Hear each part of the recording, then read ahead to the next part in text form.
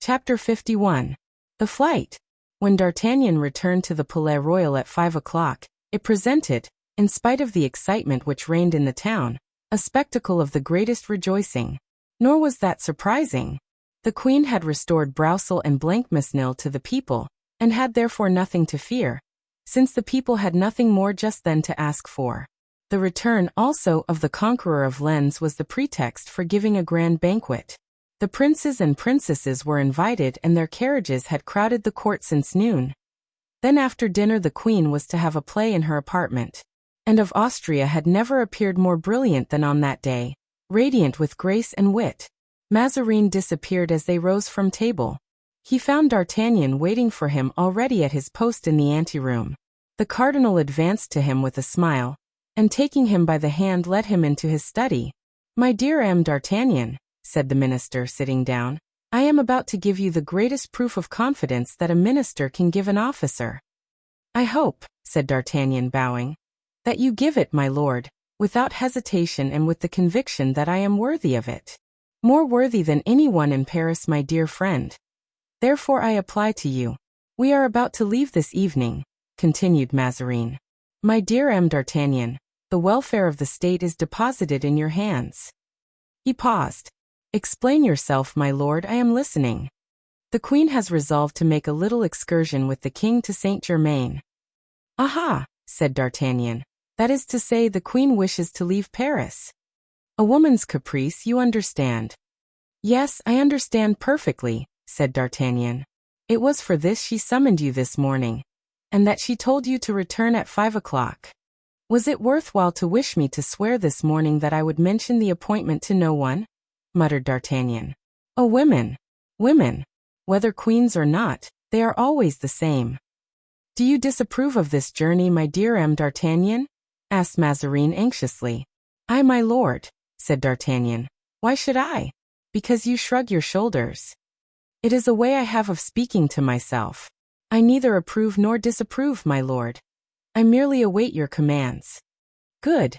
It is you, accordingly, that I have pitched upon to conduct the king and the queen to Saint-Germain." "Liar," thought D'Artagnan. "You see, therefore," continued the cardinal, perceiving D'Artagnan's composure, "that, as I have told you, the welfare of the state is placed in your hands." "Yes, my lord, and I feel the whole responsibility of such a charge." "You accept, however?" "I always accept. Do you think the thing possible?" "Everything is possible." "Shall you be attacked on the road?" "Probably." "And what will you do in that case?" "I shall pass through those who attack me." "And suppose you cannot pass through them?" "So much the worse for them. I shall pass over them."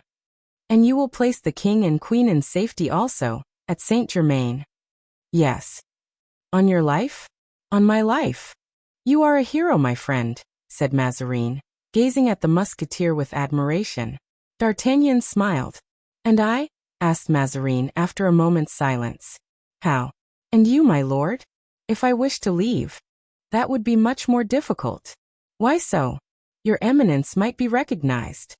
"Even under this disguise?"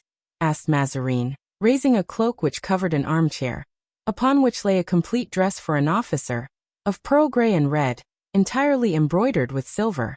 "If your eminence is disguised it will be almost easy."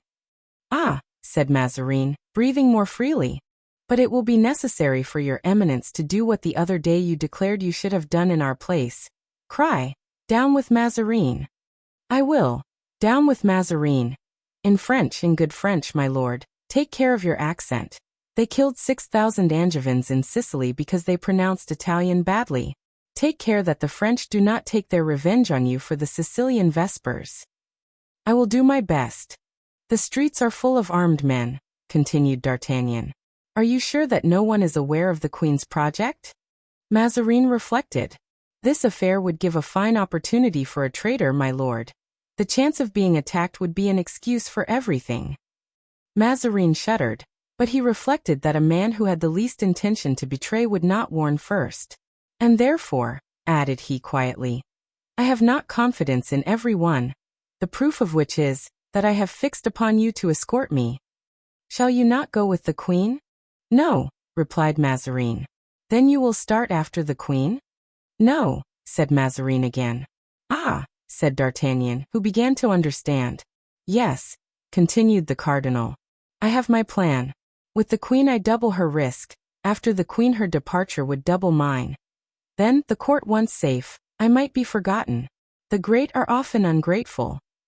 Very true, said D'Artagnan, fixing his eyes, in spite of himself, on the queen's diamond, which Mazarin wore on his finger. Mazarin followed the direction of his eyes, and gently turned the hoop of the ring inside.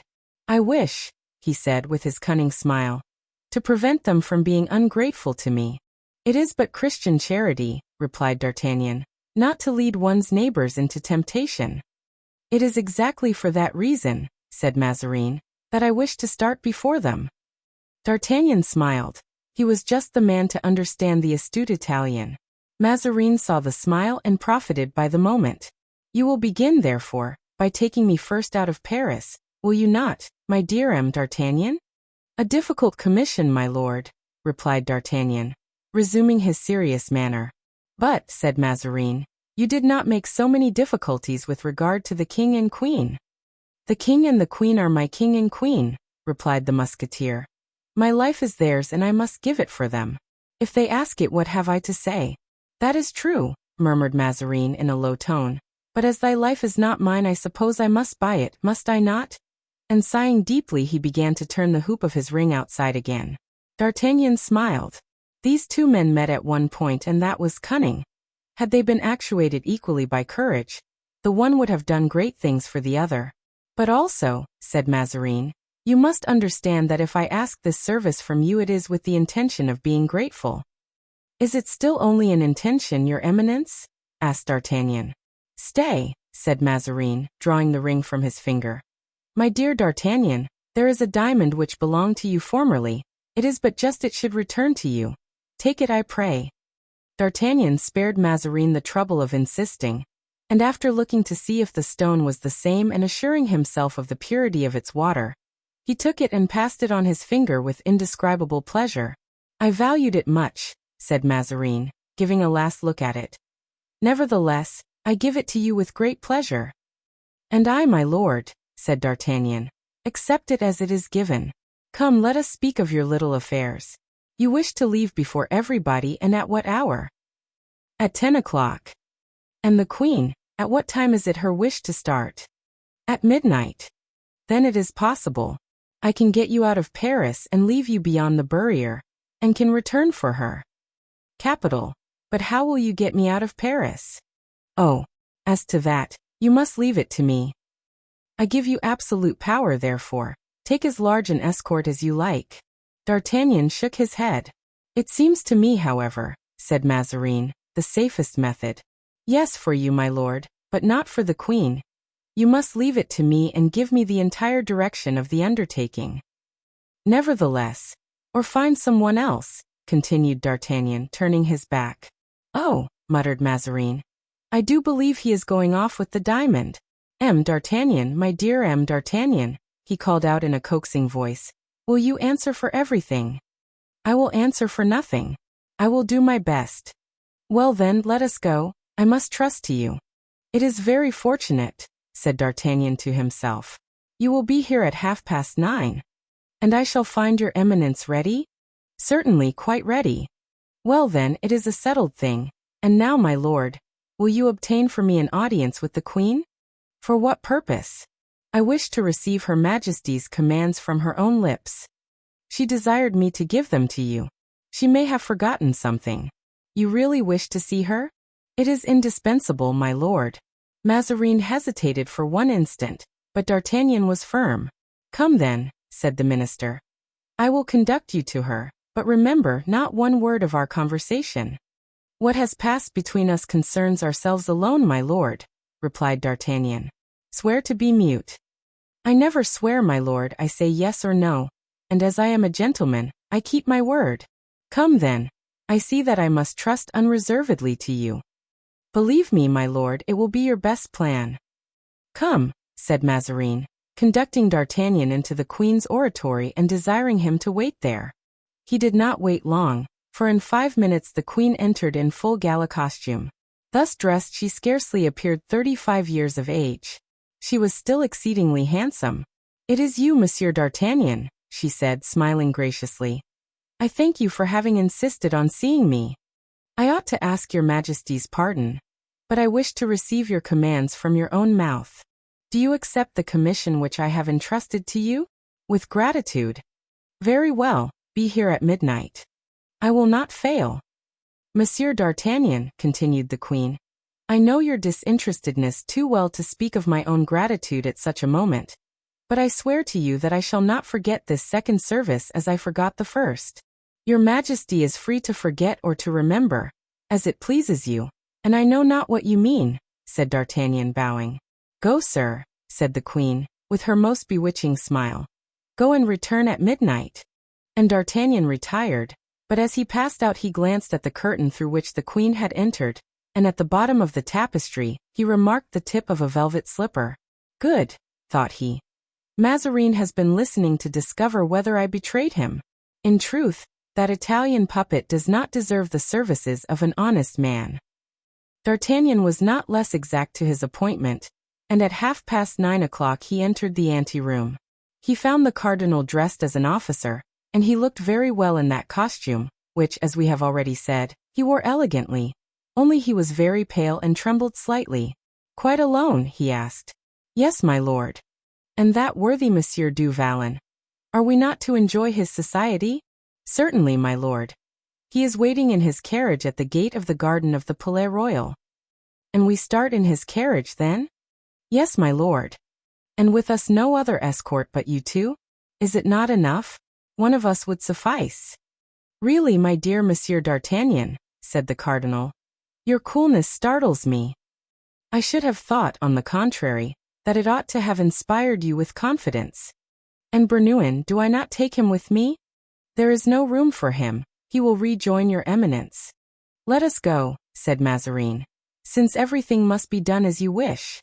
"My lord, there is time to draw back," said D'Artagnan, "and your eminence is perfectly free." "Not at all, not at all," said Mazarin. "Let us be off." And so they descended the private stair, Mazarin leaning on the arm of D'Artagnan, a hand the Musketeer felt trembling. At last, after crossing the courts of the Palais Royal, where there still remained some of the conveyances of late guests, they entered the garden and reached the little gate. Mazarin attempted to open it by a key which he took from his pocket, but with such shaking fingers that he could not find the keyhole. "Give it to me," said D'Artagnan, who when the gate was opened deposited the key in his pocket, reckoning upon returning by that gate. The steps were already down and the door open. Mousqueton stood at the door and Porthos was inside the carriage.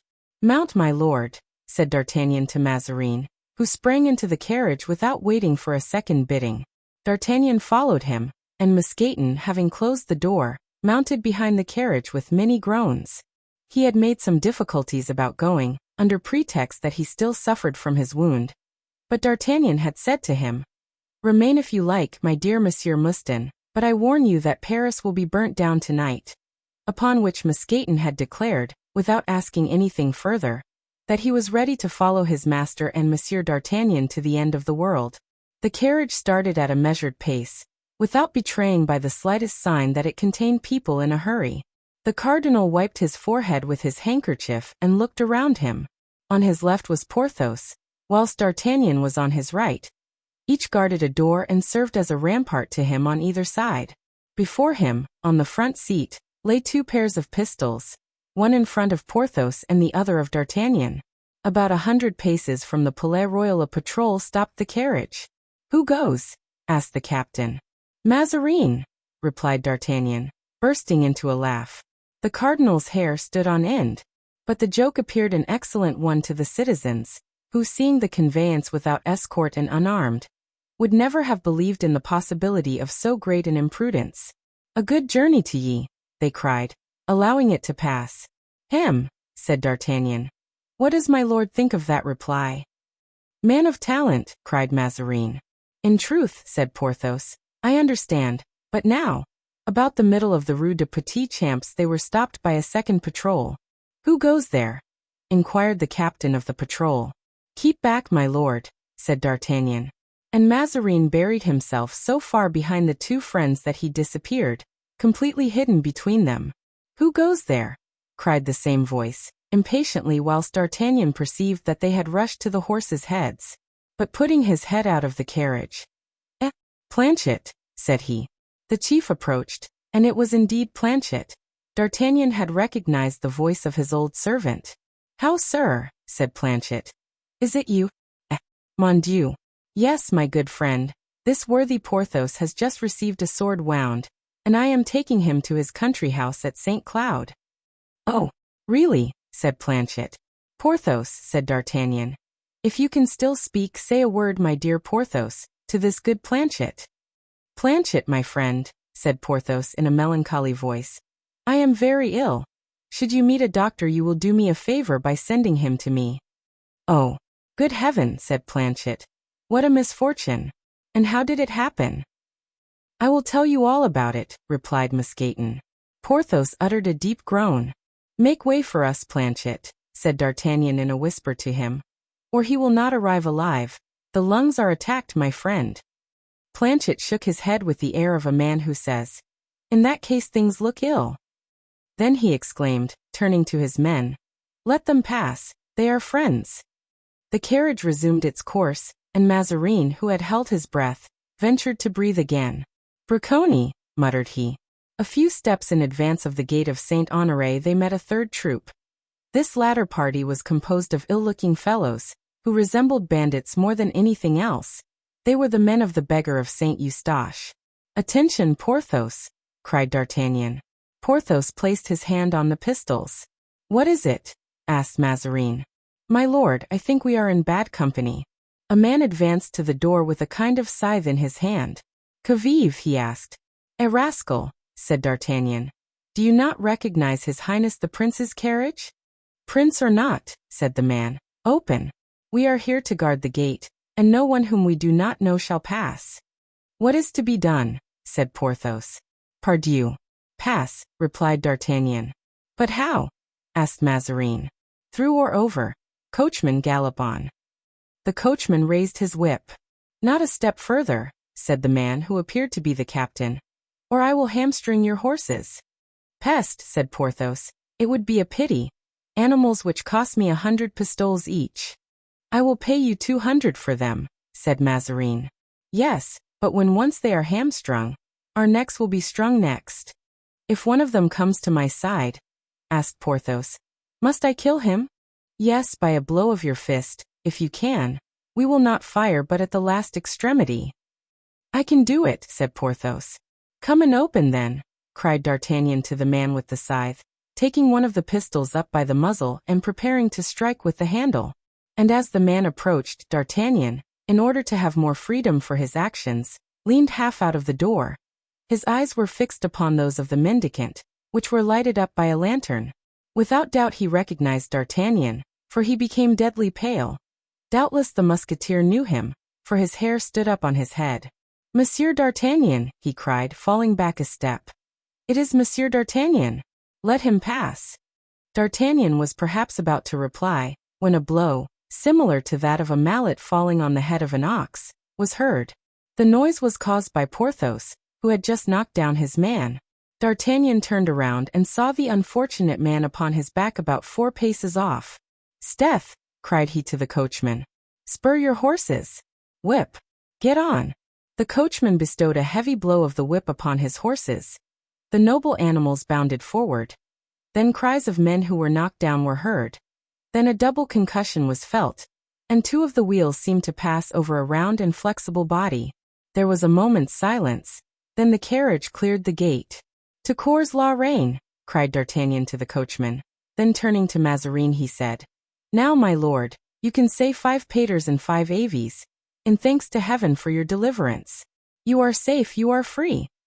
Mazarin replied only by a groan. He could not believe in such a miracle. 5 minutes later the carriage stopped, having reached Cours la Reine. "Is my lord pleased with his escort?" asked D'Artagnan. "Enchanted, monsieur," said Mazarin, venturing his head out of one of the windows. "And now do as much for the queen." "It will not be so difficult," replied D'Artagnan, springing to the ground. "Monsieur du Vallon, I commend his eminence to your care."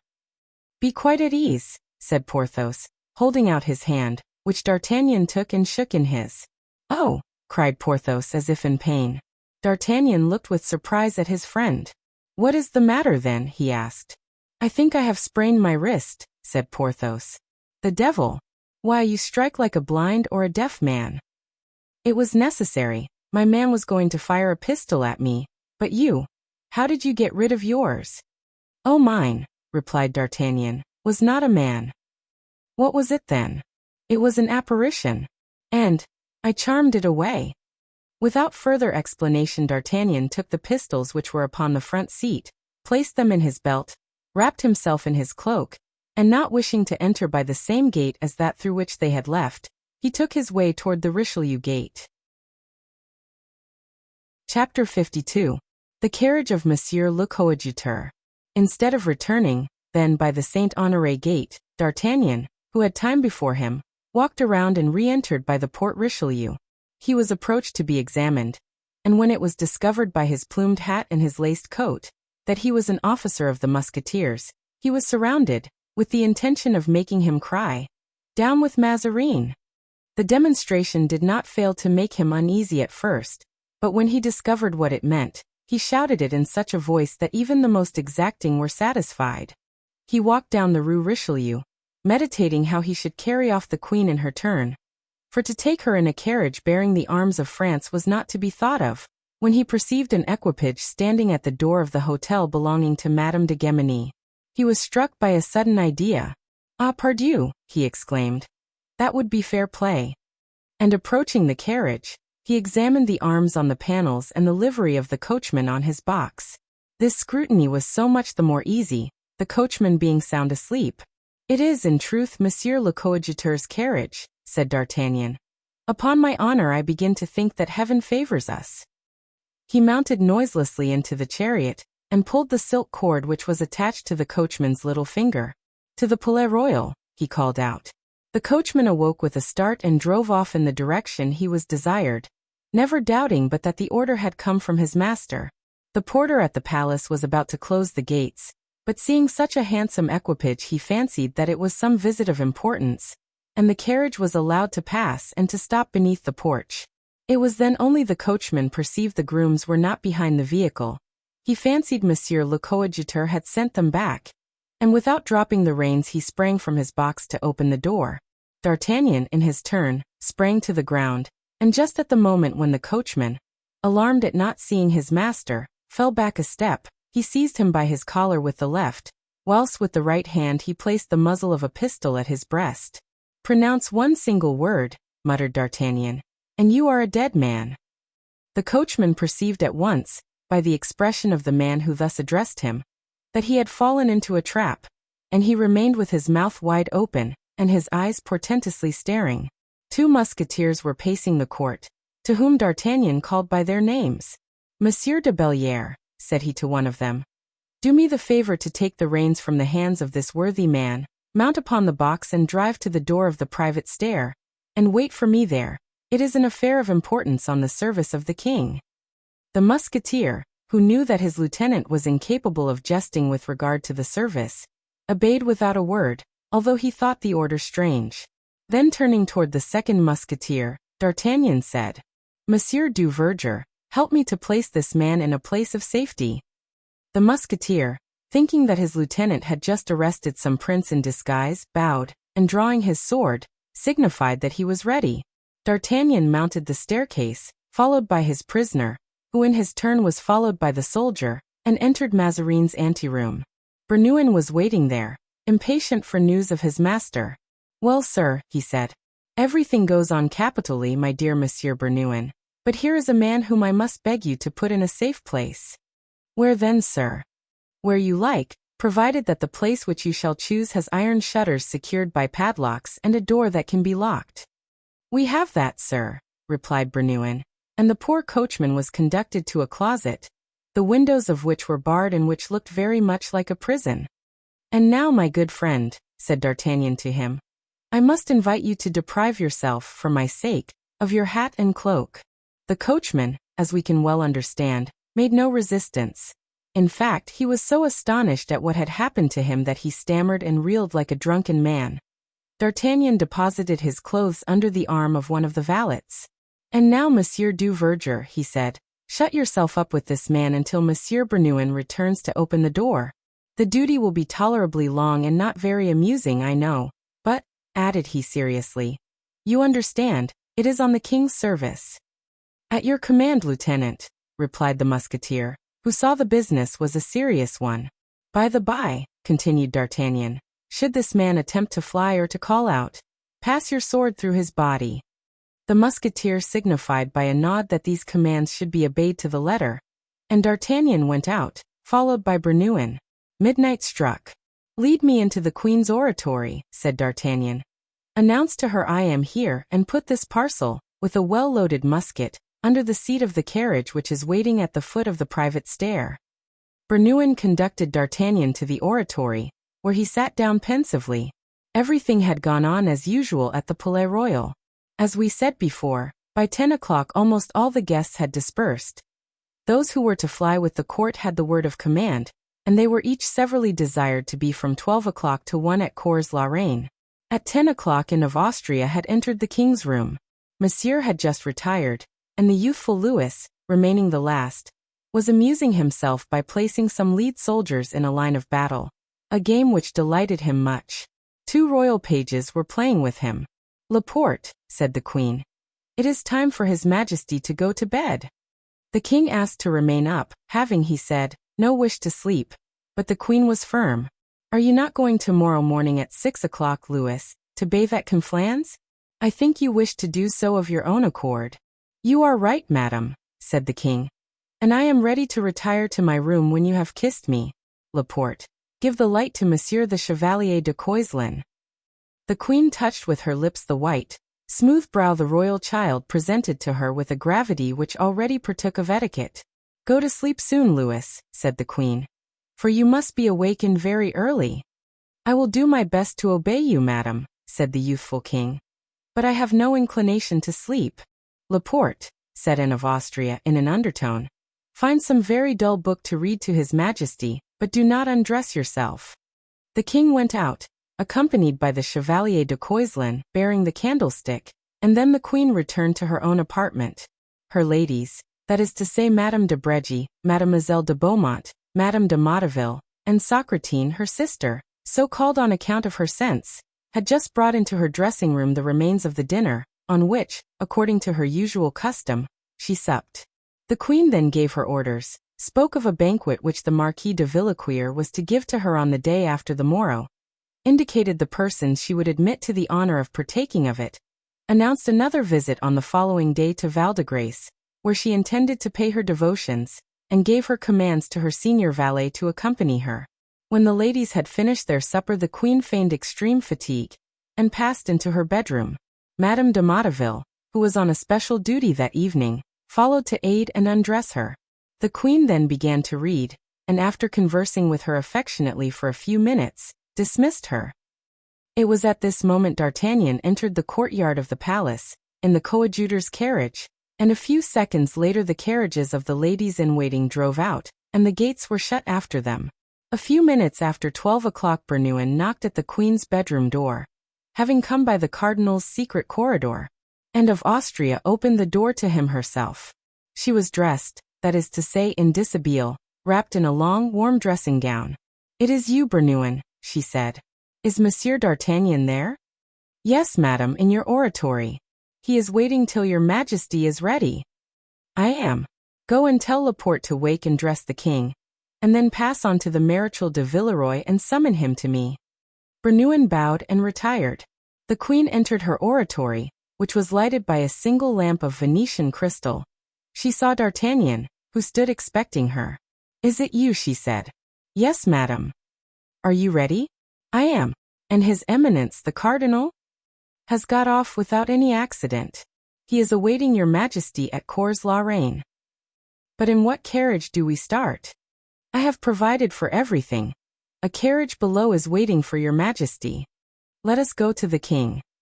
D'Artagnan bowed and followed the Queen. The young Louis was already dressed, with the exception of his shoes and doublet. He had allowed himself to be dressed, in great astonishment, overwhelming Laporte with questions, who replied only in these words, "Sire, it is by the Queen's commands." The bedclothes were thrown back, exposing the king's bed linen, which was so worn that here and there holes could be seen. It was one of the results of Mazarin's niggardliness. The queen entered and D'Artagnan remained at the door. As soon as the child perceived the queen he escaped from Laporte, and ran to meet her, and then motioned to D'Artagnan to approach, and he obeyed. "My son," said Anne of Austria, pointing to the musketeer calm, standing uncovered.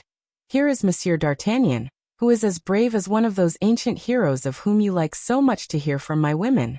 Remember his name well and look at him well, that his face may not be forgotten, for this evening he is going to render us a great service." The young king looked at the officer with his large formed eye, and repeated, "Monsieur D'Artagnan." "That is it, my son." The young king slowly raised his little hand and held it out to the musketeer. The latter bent on his knee and kissed it. "Monsieur D'Artagnan," repeated Louis. "Very well, madame." At this moment they were startled by a noise as if a tumult were approaching. "What is that?" exclaimed the queen. Oh, replied D'Artagnan, straining both at the same time his quick ear and his intelligent glance. "It is the murmur of the populace in revolution." "We must fly," said the queen. "Your Majesty has given me the control of this business. We had better wait and see what they want." "Monsieur D'Artagnan, I will answer for everything. Nothing is so catching as confidence." The queen, full of energy and courage, was quickly alive to these two virtues in others. "Do as you like," she said. "I rely upon you. Will your Majesty permit me to give orders in your name throughout this business?" "Command, sir." "What do the people want this time?" demanded the king. "We are about to ascertain, sire," replied D'Artagnan, as he rapidly left the room. The tumult continued to increase and seemed to surround the Palais Royal entirely. Cries were heard from the interior, of which they could not comprehend the sense. It was evident that there was clamor and sedition. The king, half-dressed, the queen and Laporte remained each in the same state and almost in the same place, where they were listening and waiting. Comminges, who was on guard that night at the Palais Royal, ran in. He had about 200 men in the courtyards and stables, and he placed them at the queen's disposal. "Well," asked Anne of Austria when D'Artagnan reappeared, "what does it mean?" "It means, madame, that the report has spread that the queen has left the Palais Royal, carrying off the king, and the people ask to have proof to the contrary, or threaten to demolish the Palais Royal." "Oh, this time it is too much," exclaimed the queen, "and I will prove to them I have not left." D'Artagnan saw from the expression of the queen's face that she was about to issue some violent command. He approached her and said in a low voice, "Has your Majesty still confidence in me?" This voice startled her. "Yes, sir," she replied. "Every confidence. Speak. Will the queen deign to follow my advice? Speak. Let your Majesty dismiss M. de Comminges and desire him to shut himself up with his men in the guardhouse and in the stables." Comminges glanced at D'Artagnan with the envious look with which every courtier sees a new favorite spring up. "You hear, Comminges?" said the queen. D'Artagnan went up to him. With his usual quickness he caught the anxious glance. "Monsieur de Comminges," he said, "pardon me, we both are servants of the queen, are we not? It is my turn to be of use to her. Do not envy me this happiness." Comminges bowed and left. "Come," said D'Artagnan to himself, "I have got one more enemy." "And now," said the queen, addressing D'Artagnan, "what is to be done? For you hear that, instead of becoming calmer, the noise increases." "Madame," said D'Artagnan, "the people want to see the king and they must see him." "What? Must see him? Where, on the balcony?" "Not at all, madame, but here, sleeping in his bed." "Oh, your Majesty," exclaimed Laporte. "Monsieur D'Artagnan is right." The queen became thoughtful and smiled, like a woman to whom duplicity is no stranger. "Without doubt," she murmured. "Monsieur Laporte," said D'Artagnan, "go and announce to the people through the grating that they are going to be satisfied, and that in 5 minutes they shall not only see the king, but they shall see him in bed. Add that the king sleeps and that the queen begs that they will keep silence, so as not to awaken him. But not everyone. A deputation of 2 or 4 people." "Every one, madame," But reflect, they will keep us here till daybreak. It shall take but a quarter of an hour. I answer for everything, madam. Believe me, I know the people. They are like a great child, who only wants humoring. Before the sleeping king they will be mute, gentle and timid as lambs. Go, Laporte, said the queen. The young king approached his mother and said, Why do as these people ask? It must be so, my son, said Anne of Austria. But if they say, It must be to me, am I no longer king? The queen remained silent. Sire, said D'Artagnan, will your majesty permit me to ask you a question? Louis XIV turned around, astonished that anyone should dare to address him. But the queen pressed the child's hand. Yes, sir, he said. Does your majesty remember, when playing in the park of Fontainebleau, or in the palace courts at Versailles, ever to have seen the sky grow suddenly dark and heard the sound of thunder? Yes, certainly. Well then, this noise of thunder, however much your majesty may have wished to continue playing, has said, Go in, sire. You must do so. Certainly, sir. But they tell me that the noise of thunder is the voice of God. Well then, sire, continued D'Artagnan, listen to the noise of the people. You will perceive that it resembles that of thunder. In truth, at that moment a terrible murmur was wafted to them by the night breeze. Then all at once it ceased. Hold, sire, said D'Artagnan. They have just told the people that you are asleep. You see, you still are king.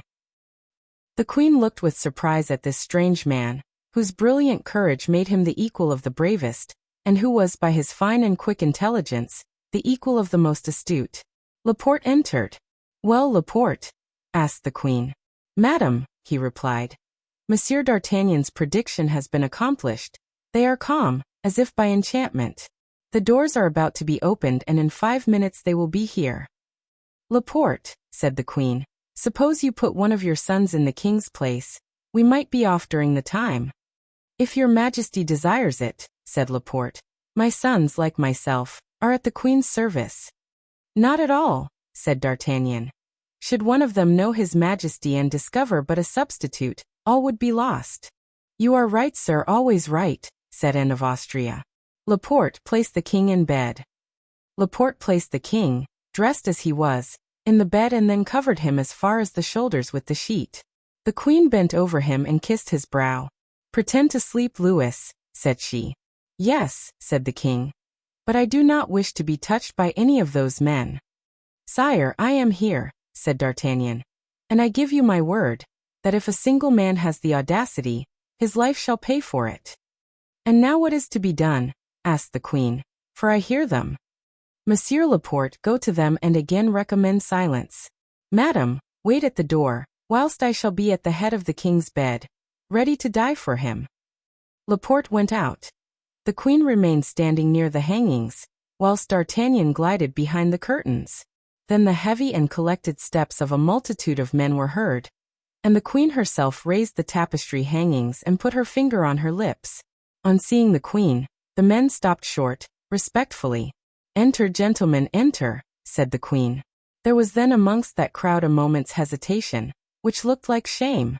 They had expected resistance, they had expected to be thwarted, to have to force the gates, to overturn the guards. The gates had opened of themselves, and the king, ostensibly at least, had no other guard at his bedhead but his mother. The foremost of them stammered and attempted to fall back. Enter, gentlemen, said Laporte, since the queen desires you so to do. Then one more bold than the rest ventured to pass the door, and to advance on tiptoe. This example was imitated by the rest, until the room filled silently, as if these men had been the humblest, most devoted courtiers.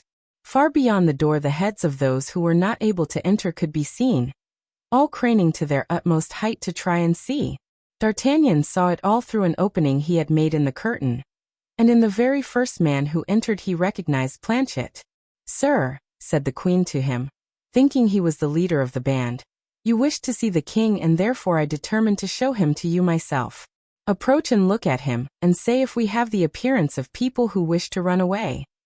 No, certainly, replied Planchet, rather astonished at the unexpected honor conferred upon him. You will say then, to my good and faithful Parisians, continued Anne with a smile, the expression of which did not deceive D'Artagnan, that you have seen the king in bed, asleep, and the queen also ready to retire. I shall tell them, madam, and those who accompany me will say the same thing, but what? Asked Anne of Austria. Will your majesty pardon me, said Planchet. But is it really the king who is lying there? Anne of Austria started. If, she said, there is one among you who knows the king, let him approach and say whether it is really his majesty lying there. A man wrapped in a cloak, in the folds of which his face was hidden, approached and leaned over the bed and looked. For 1 second, D'Artagnan thought the man had some evil design, and he put his hand to his sword, but in the movement made by the man in stooping a portion of his face was uncovered and D'Artagnan recognized the coadjutor. It is certainly the king, said the man, rising again. God bless his majesty. Yes, repeated the leader in a whisper. God bless his majesty. And all these men, who had entered enraged, passed from anger to pity and blessed the royal infant in their turn. Now, said Planchet, let us thank the queen. My friends, retire. They all bowed, and retired by degrees as noiselessly as they had entered. Planchet, who had been the first to enter, was the last to leave. The queen stopped him. What is your name, my friend? She said. Planchet, much surprised at the inquiry, turned back. Yes, continued the queen. I think myself as much honored to have received you this evening as if you had been a prince, and I wish to know your name. Yes, thought Planchet.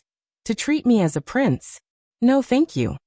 D'Artagnan trembled lest Planchet, seduced, like the crow in the fable, should tell his name, and that the queen, knowing his name, would discover that Planchet had belonged to him. Madam, replied Planchet respectfully, I am called Delorier, at your service. Thank you, Monsieur Delorier, said the queen. And what is your business? Madam, I am a clothier in the Rue Bourdonnais. That is all I wish to know, said the queen. Much obliged to you, Monsieur Delorier. You will hear again from me. Come, thought D'Artagnan, emerging from behind the curtain. Decidedly Monsieur Planchet is no fool. It is evident he has been brought up in a good school. The different actors in this strange scene remained facing one another, without uttering a single word. The queen standing near the door, D'Artagnan half out of his hiding place, the king raised on his elbow, ready to fall down on his bed again at the slightest sound that would indicate the return of the multitude. But instead of approaching, the noise became more and more distant, and very soon it died entirely away. The queen breathed more freely. D'Artagnan wiped his damp forehead and the king slid off his bed, saying, Let us go. At this moment Laporte reappeared. Well? Asked the queen. Well, madam, replied the valet. I followed them as far as the gates. They announced to all their comrades that they had seen the king and that the queen had spoken to them. And in fact, they went away quite proud and happy. Oh, the miserable wretches, murmured the queen. They shall pay dearly for their boldness, and it is I who promised this. Then turning to D'Artagnan, she said, Sir, you have given me this evening the best advice I have ever received. Continue, and say what we must do now. Monsieur Laporte, said D'Artagnan, finished dressing his majesty. We may go then, asked the queen. Whenever your majesty pleases. You have only to descend by the private stairs and you will find me at the door. Go, sir, said the queen. I will follow you. D'Artagnan went down and found the carriage at its post, and the Musketeer on the box. D'Artagnan took out the parcel which he had desired Bernouin to place under the seat. It may be remembered that it was the hat and cloak belonging to Monsieur de Gondy's coachman. He placed the cloak on his shoulders and the hat on his head, whilst the Musketeer got off the box. Sir, said D'Artagnan, you will go and release your companion, who is guarding the coachman. You must mount your horse and proceed to the Rue Tiquetonne, Hôtel de la Chevrette, whence you will take my horse and that of Monsieur du Vallon, which you must saddle and equip as if for war, and then you will leave Paris, bringing them with you to Cours-la-Reine. If, when you arrive at Cours-la-Reine, you find no one, you must go on to Saint-Germain. On the king's service. The Musketeer touched his cap, and went away to execute the orders thus received. D'Artagnan mounted the box, having a pair of pistols in his belt, a musket under his feet and a naked sword behind him. The queen appeared, and was followed by the king and the Duc d'Anjou his brother. Monsieur the coadjutor's carriage, she exclaimed, falling back. Yes, madam, said D'Artagnan, but get in fearlessly, for I myself will drive you. The queen uttered a cry of surprise and entered the carriage. and the king and Monsieur took their places at her side. "Come, Laporte," said the queen. "How, madam?" said the valet. "In the same carriage as your majesties? It is not a matter of royal etiquette this evening, but of the king's safety. Get in, Laporte." Laporte obeyed. "Pull down the blinds," said D'Artagnan. "But will that not excite suspicion, sir?" asked the queen. "Your majesty's mind may be quite at ease," replied the officer. "I have my answer ready." The blinds were pulled down and they started at a gallop by the Rue Richelieu. On reaching the gate, the captain of the post advanced at the head of a dozen men, holding a lantern in his hand. D'Artagnan signed to them to draw near. "Do you recognize the carriage?" he asked the sergeant. "No," replied the latter. "Look at the arms." The sergeant put the lantern near the panel. "They are those of Monsieur le Coadjuteur," he said. "Hush! He is enjoying a ride with Madame de Guémeny." The sergeant began to laugh. "Open the gate," he cried. "I know who it is." Then putting his face to the lowered blinds, he said, "I wish you joy, my lord." "Impudent fellow," cried D'Artagnan. "You will get me turned off." The gate groaned on its hinges, and D'Artagnan, seeing the way clear, whipped his horses, who started at a canter, and 5 minutes later they had rejoined the cardinal. "Mousqueton," exclaimed D'Artagnan. "Draw up the blinds of his majesty's carriage." "It is he," cried Porthos. "Disguised as a coachman," exclaimed Mazarin. "And driving the coadjutor's carriage," said the queen. "Corpo di Dio." "Monsieur D'Artagnan," said Mazarin, "you are worth your weight in gold." Chapter 53. How D'Artagnan and Porthos earned by selling straw. Mazarin was desirous of setting out instantly for Saint-Germain, but the queen declared that she should wait for the people whom she had appointed to meet her. However, she offered the Cardinal Laporte's place, which he accepted and went from one carriage to the other. It was not without foundation that a report of the king's intention to leave Paris by night had been circulated. 10 or 12 persons had been in the secret since 6 o'clock, and howsoever great their prudence might be, they could not issue the necessary orders for the departure without suspicion being generated. Besides, each individual had 1 or 2 others for whom he was interested. And as there could be no doubt but that the queen was leaving Paris full of terrible projects of vengeance, everyone had warned parents and friends of what was about to transpire, so that the news of the approaching exit ran like a train of lighted gunpowder along the streets. The first carriage which arrived after that of the queen was that of the Prince de Condé, with the princess and dowager princess. Both these ladies had been awakened in the middle of the night, and did not know what it all was about. The second contained the Duke and Duchess of Orleans, the tall young Mademoiselle and the Abbé de la Rivière, and the third, the Duc de Longueville and the Prince de Conti, brother and brother-in-law of Condé. They all alighted and hastened to pay their respects to the king and queen in their coach. The queen fixed her eyes upon the carriage they had left, and seeing that it was empty, she said, "But where is Madame de Longueville?" "Ah yes, where is my sister?" asked the prince. "Madame de Longueville is ill," said the duke, "and she desired me to excuse her to your majesty," and gave a quick glance to Mazarin, who answered by an almost imperceptible shake of his head. "What do you say of this?" asked the queen. "I say that she is a hostage for the Parisians," answered the cardinal. "Why is she not come?" asked the prince in a low voice, addressing his brother. "Silence," whispered the duke. "She has her reasons." "She will ruin us," returned the prince. "She will save us," said Conti. Carriages now arrived in crowds. Those of the Maréchal de Villeroy, Guitant, Villequier and Comminges came into the line. The 2 musketeers arrived in their turn, holding the horses of D'Artagnan and Porthos in their hands. These 2 instantly mounted, the coachman of the latter replacing D'Artagnan on the coach-box of the royal coach. Mousqueton took the place of the coachman, and drove standing, for reasons known to himself, like automaton of antiquity. The queen, though occupied by 1,000 details, tried to catch the Gascon's eye, but he, with his wonted prudence, had mingled with the crowd.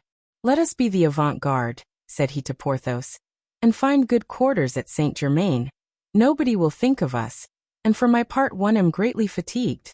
"As for me," replied Porthos, "I am falling asleep, which is strange, considering we have not had any fighting. Truly the Parisians are idiots." "Or rather, we are very clever," said D'Artagnan. "Perhaps." And how is your wrist? Better. But do you think that we've got them this time? Got what? You your command and I my title? I faith. Yes, I should expect so. Besides, if they forget, I shall take the liberty of reminding them. The Queen's voice. She is speaking, said Porthos. I think she wants to ride on horseback.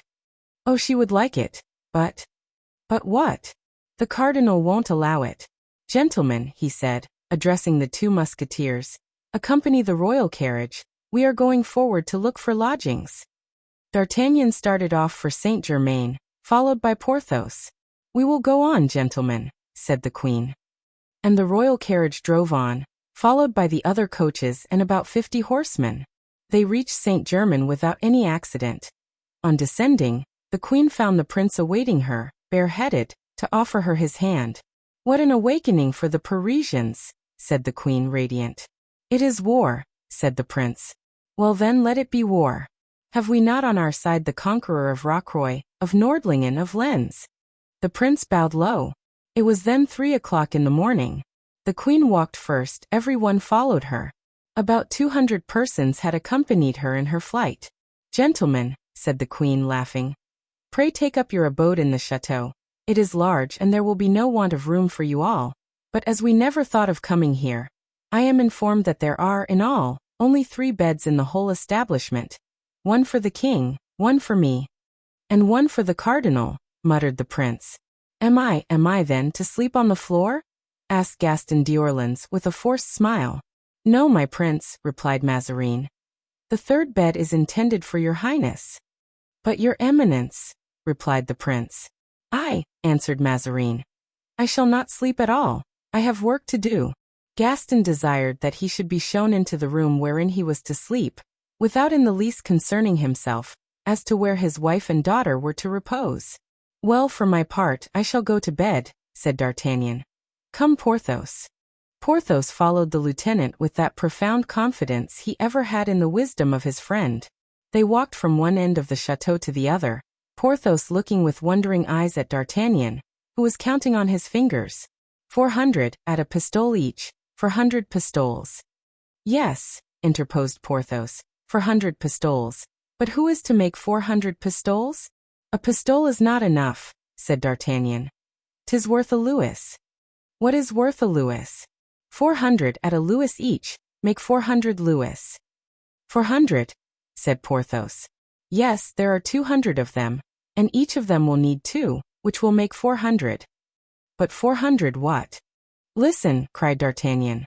But as there were all kinds of people about, who were in a state of stupefaction at the unexpected arrival of the court, he whispered in his friend's ear. I understand, answered Porthos. I understand you perfectly, on my honor. 200 louis each of us would be making a pretty thing of it. But what will people say? Let them say what they will. Besides, how will they know that we are doing it? But who will distribute these things? Asked Porthos. Isn't Mousqueton there? But he wears my livery. My livery will be known, replied Porthos. He can turn his coat inside out. You are always in the right, my dear friend, cried Porthos. But where the devil do you discover all the notions you put into practice? D'Artagnan smiled. The 2 friends turned down the first street they came to. Porthos knocked at the door of a house to the right, whilst D'Artagnan knocked at the door of a house to the left. Some straw, they said. Sir, we don't keep any, was the reply of the people who opened the doors. But please ask at the hay dealer's. Where is the hay dealer's? At the last large door in the street. Are there any other people in Saint-Germain who sell straw? Yes, there's the landlord of the Lamb and Gros Louis the farmer. They both live in the Rue des Ursulines. Very well.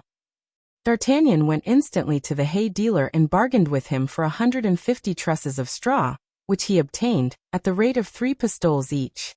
He went afterward to the innkeeper and bought from him 200 trusses at the same price.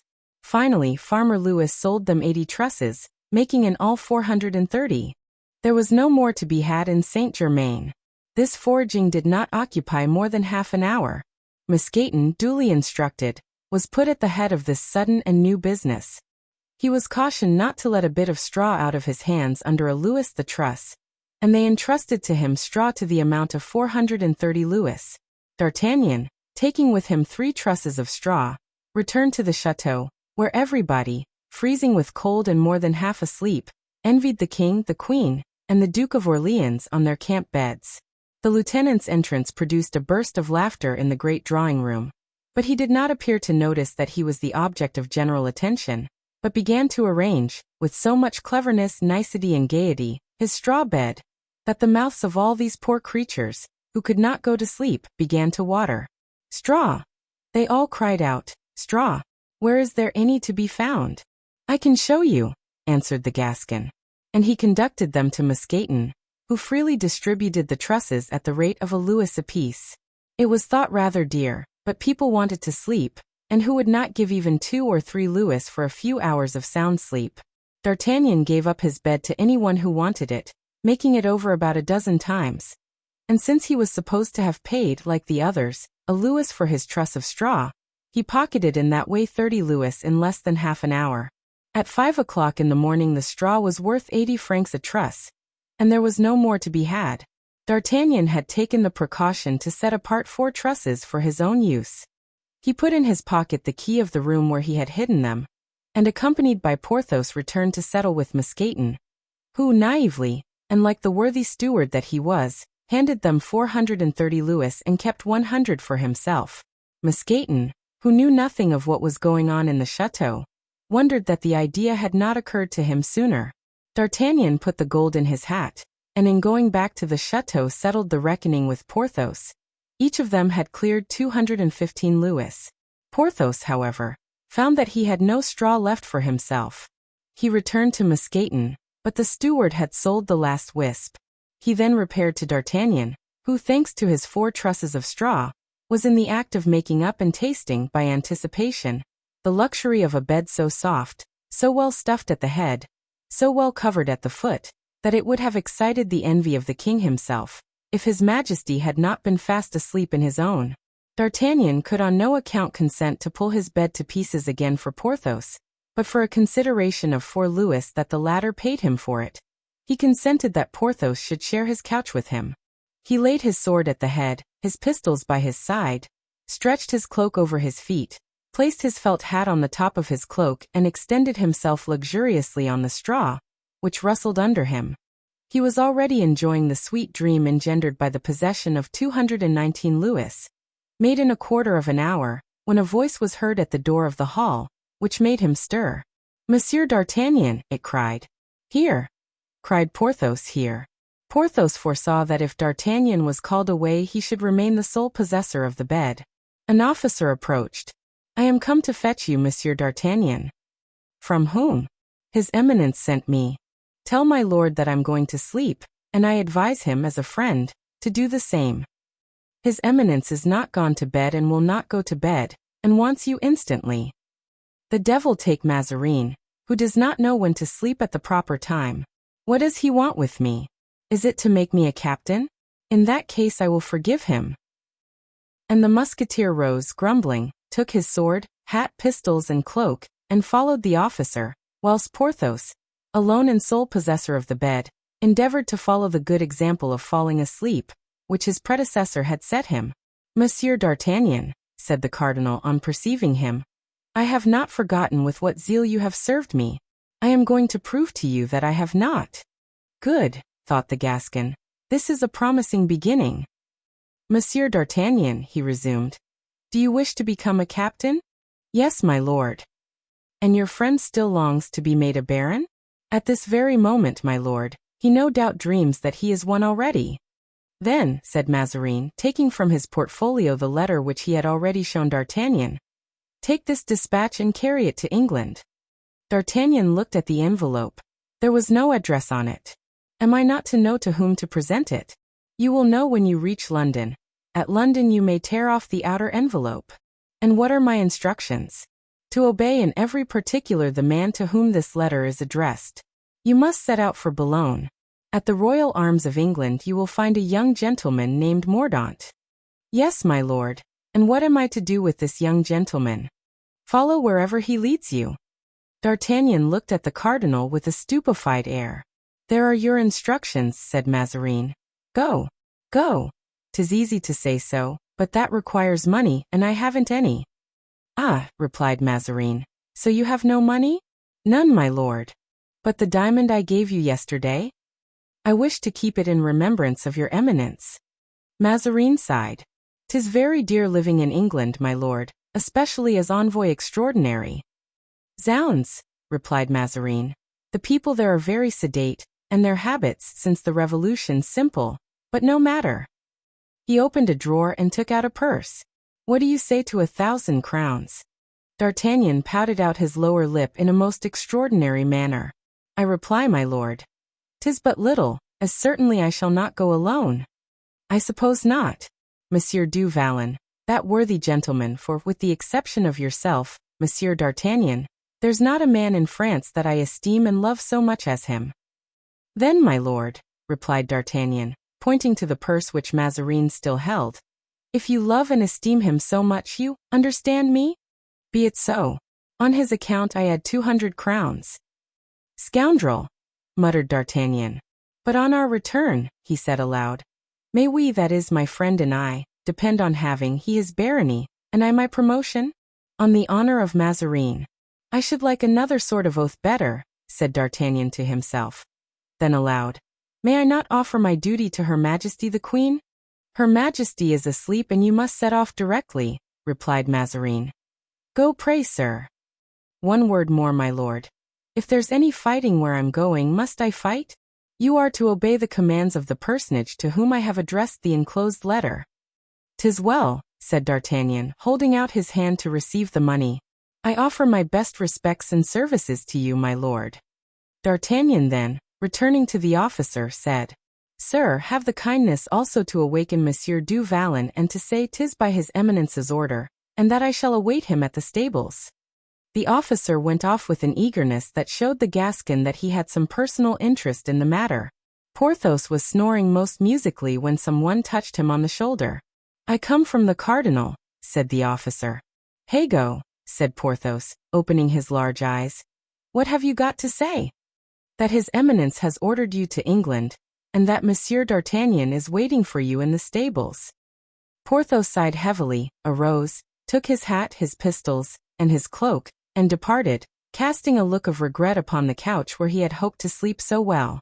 No sooner had he turned his back than the officer laid himself down in it, and he had scarcely crossed the threshold before his successor, in his turn, was snoring immoderately. It was very natural, he being the only person in the whole assemblage, except the king, the queen, and the Duke of Orleans, who slept gratuitously. Chapter 54, in which we hear tidings of Aramis. D'Artagnan went straight to the stables. Day was just dawning. He found his horse and that of Porthos fastened to the manger, but to an empty manger. He took pity on these poor animals and went to a corner of the stable, where he saw a little straw, but in doing so he struck his foot against a human body, which uttered a cry and arose on its knees, rubbing its eyes. It was Mousqueton, who, having no straw to lie upon, had helped himself to that of the horses. Mousqueton, cried D'Artagnan, let us be off. Let us set off. Mousqueton, recognizing the voice of his master's friend, got up suddenly, and in doing so let fall some louis which he had appropriated to himself illegally during the night. Ho! Ho! Exclaimed D'Artagnan, picking up a louis and displaying it. Here's a louis that smells confoundedly of straw.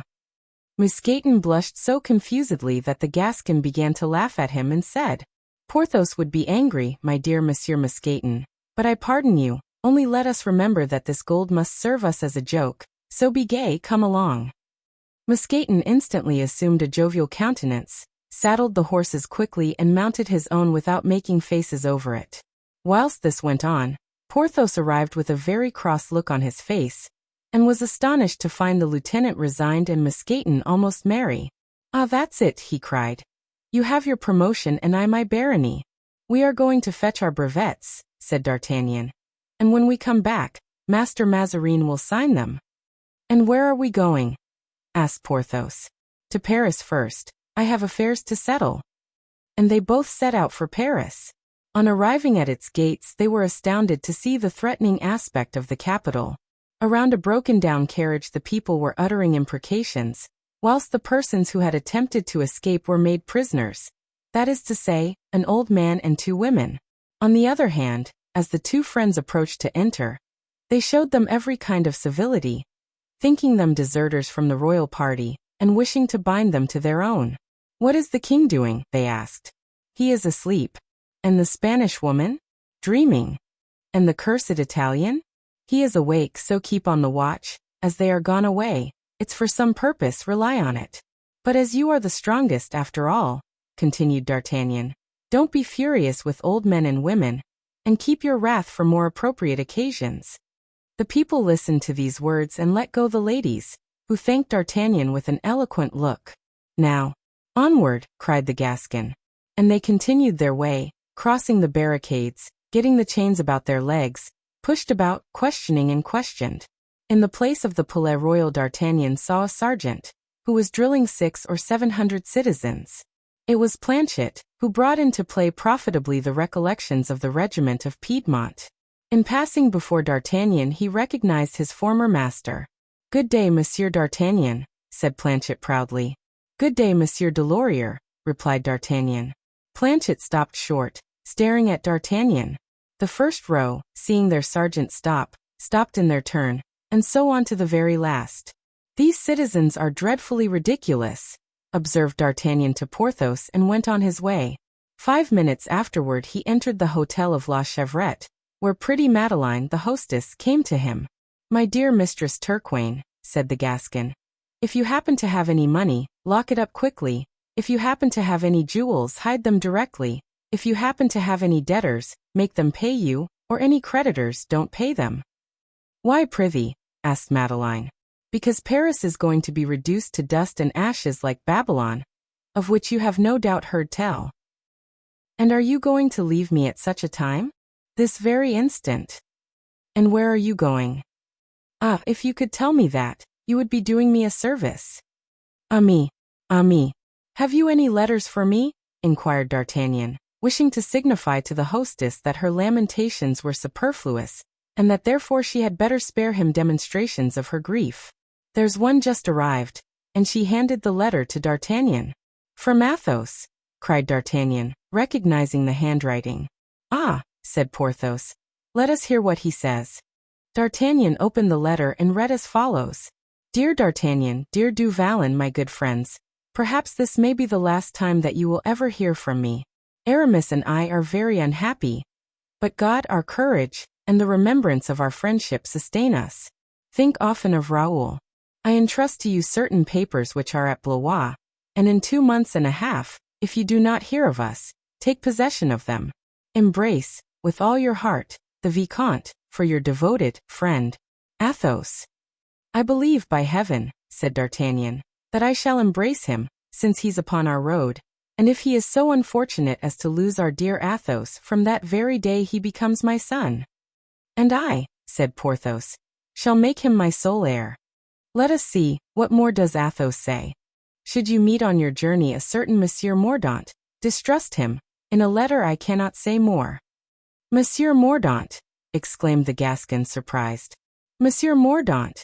'Tis well," said Porthos. "We shall remember that, but see, there is a postscript from Aramis." "So there is," said D'Artagnan, and he read, "We conceal the place where we are, dear friends, knowing your brotherly affection, and that you would come and die with us were we to reveal it."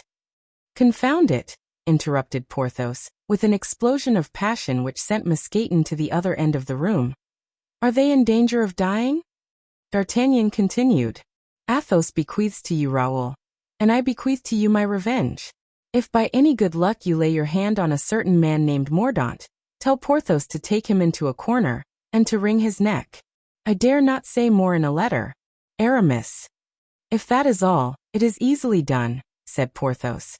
"On the contrary," observed D'Artagnan with a vexed look, "it would be impossible." "How so?" "It is precisely this Monsieur Mordaunt whom we are going to join at Boulogne, and with whom we cross to England." "Well, suppose instead of joining this Monsieur Mordaunt we were to go and join our friends?" said Porthos, with a gesture fierce enough to have frightened an army. "I did think of it, but this letter has neither date nor postmark." "True," said Porthos. and he began to wander about the room like a man beside himself, gesticulating and half drawing his sword out of the scabbard. As to D'Artagnan, he remained standing like a man in consternation, with the deepest affliction depicted on his face. "Ah, this is not right. Athos insults us, he wishes to die alone. It is bad, bad, bad." Mousqueton, witnessing this despair, melted into tears in a corner of the room. "Come," said D'Artagnan. "All this leads to nothing. Let us go on. We will embrace Raoul, and perhaps he will have news of Athos." "Stop, an idea!" cried Porthos. "Indeed, my dear D'Artagnan, I don't know how you manage, but you are always full of ideas. Let us go and embrace Raoul." "Woe to that man who should happen to contradict my master at this moment," said Mousqueton to himself. "I wouldn't give a farthing for his life." They set out. On arriving at the Rue Saint-Denis, the friends found a vast concourse of people. It was the Duc de Beaufort, who was coming from the Vendemois and whom the coadjutor was showing to the Parisians, intoxicated with joy. With the Duke's aid they already considered themselves invincible. The two friends turned off into a side street to avoid meeting the prince, and so reached the Saint-Denis gate. "Is it true," said the guard to the two cavaliers, "that the Duc de Beaufort has arrived in Paris?" "Nothing more certain, and the best proof of it is," said D'Artagnan, "that he has dispatched us to meet the Duc de Vendôme, his father, who is coming in his turn." "Long live de Beaufort!" cried the guards, and they drew back respectfully to let the two friends pass. Once across the barriers, these two knew neither fatigue nor fear. Their horses flew, and they never ceased speaking of Athos and Aramis. The camp had entered Saint-Omer. The friends made a little detour and went to the camp, and gave the army an exact account of the flight of the king and queen. They found Raoul near his tent, reclining on a truss of hay, of which his horse stole some mouthfuls. The young man's eyes were red and he seemed dejected.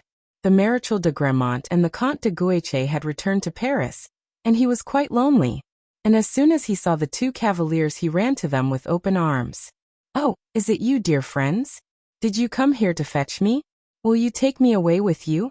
Do you bring me tidings of my guardian? Have you not received any?" said D'Artagnan to the youth. "Alas! Sir, no, and I do not know what has become of him, so that I am really so unhappy that I weep." In fact, tears rolled down his cheeks. Porthos turned aside, in order not to show by his honest round face what was passing in his mind. "Deuce take it!" cried D'Artagnan, more moved than he had been for a long time. "Don't despair, my friend. If you have not received any letters from the Count, we have received one." "Oh really?" cried Raoul. "And a comforting one too," added D'Artagnan, seeing the delight that his intelligence gave the young man. "Have you it?" asked Raoul. "Yes, that is, I had it," replied the Gascon, making believe to find it. "Wait, it ought to be there in my pocket. It speaks of his return. Does it not, Porthos?" All Gascon as he was, D'Artagnan could not bear alone the weight of that falsehood. "Yes," replied Porthos, coughing. Give it to me," said the young man. I read it a little while since. Can I have lost it? Ah, confound it. Yes, my pocket has a hole in it." "Oh yes, Monsieur Raoul," said Mousqueton. "The letter was very consoling. These gentlemen read it to me and I wept for joy." "But at any rate, you know where he is, Monsieur d'Artagnan?" asked Raoul, somewhat comforted. "Ah, that's the thing," replied the Gascon. "Undoubtedly I know it, but it is a mystery." "Not to me, I hope?" "No, not to you, so I am going to tell you where he is." Porthos devoured D'Artagnan with wondering eyes. "Where the devil shall I say that he is, so that he cannot try to rejoin him?" thought D'Artagnan. "Well, where is he, sir?" asked Raoul, in a soft and coaxing voice. "He is at Constantinople." "Among the Turks!" exclaimed Raoul, alarmed. "Good heavens! How can you tell me that?" "Does that alarm you?" cried D'Artagnan. "What are the Turks to such men as the Comte de la Fère and the Abbé d'Herblay?" "Ah, his friend is with him," said Raoul. "That comforts me a little." "Has he wit or not, this demon D'Artagnan?" said Porthos, astonished at his friend's deception. "Now, sir," said D'Artagnan, wishing to change the conversation, "here are 50 pistoles that the Count has sent you by the same courier. I suppose you have no more money and that they will be welcome." "I have still 20 pistoles, sir." "Well, take them, that makes 70. And if you wish for more, said Porthos, putting his hand to his pocket. Thank you, sir, replied Raoul, blushing. Thank you 1,000 times. At this moment Olivain appeared. Apropos, said D'Artagnan, loud enough for the servant to hear him. Are you satisfied with Olivain? Yes, in some respects, tolerably well. Olivain pretended to have heard nothing, and entered the tent. What fault do you find with the fellow? He is a glutton. Oh, sir, cried Olivain, reappearing at this accusation. And a little bit of a thief. Oh, sir. Oh, and more especially a notorious coward. Oh, sir, you really vilify me, cried Olivain. The deuce, cried D'Artagnan. Pray learn, Monsieur Olivain, that people like us are not to be served by cowards. Rob your master, eat his sweetmeats, and drink his wine. But by Jove, don't be a coward, or I shall cut off your ears. Look at Monsieur Mouston. See the honorable wounds he has received. Observe how his habitual valor has given dignity to his countenance. Mousqueton was in the third heaven and would have embraced D'Artagnan had he dared. Meanwhile he resolved to sacrifice his life for him on the next occasion that presented itself. Send away that fellow, Raoul, said the Gascon. For if he's a coward he will disgrace thee some day. Monsieur says I am coward, cried Olivain, because he wanted the other day to fight a cornet in Gramont's regiment, and I refused to accompany him. Monsieur Olivain, a lackey ought never to disobey, said D'Artagnan sternly. Then taking him aside he whispered to him. Thou hast done right, thy master was in the wrong. Here's a crown for thee, but should he ever be insulted and thou dost not let thyself be cut in quarters for him, I will cut out thy tongue. Remember that. Olivain bowed and slipped the crown into his pocket. And now, Raoul, said the Gascon, Monsieur du Vallon and I are going away as ambassadors, where I know not. But should you want anything, write to Madame Turquaine, at La Chevrette, Rue Tiqueton, and draw upon her purse as on a banker, with economy, for it is not so well filled as that of Monsieur d'Emery. And having meantime embraced his ward, he passed him into the robust arms of Porthos, who lifted him up from the ground and held him a moment suspended near the noble heart of the formidable giant. Come, said D'Artagnan, let us go. And they set out for Boulogne, where toward evening they arrived, their horses flecked with foam and dark with perspiration. At 10 steps from the place where they halted was a young man in black, who seemed waiting for someone, and who, from the moment he saw them enter the town, never took his eyes off them. D'Artagnan approached him, and seeing him stare so fixedly, said, Well, friend, I don't like people to quiz me. Sir, said the young man, do you not come from Paris, if you please? D'Artagnan thought it was some gossip who wanted news from the capital. Yes, sir, he said in a softened tone. Are you not going to put up at the arms of England? Yes, sir. Are you not charged with a mission from His Eminence, Cardinal Mazarin? Yes, sir. In that case, I am the man you have to do with. I am M. Mordaunt. Ah, thought D'Artagnan. The man I am warned against by Athos. Ah, thought Porthos. The man Aramis wants me to strangle. They both looked searchingly at the young man, who misunderstood the meaning of that inquisition. Do you doubt my word? He said. In that case I can give you proofs. No, sir, said D'Artagnan, and we place ourselves at your orders. Well, gentlemen, resumed Mordaunt, we must set out without delay. Today is the last day granted me by the cardinal.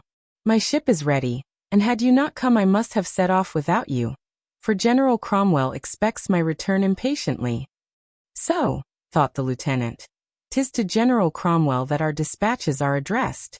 Have you no letter for him? Asked the young man. I have one, the seal of which I am not to break till I reach London, but since you tell me to whom it is addressed, 'tis useless to wait till then. D'Artagnan tore open the envelope of the letter.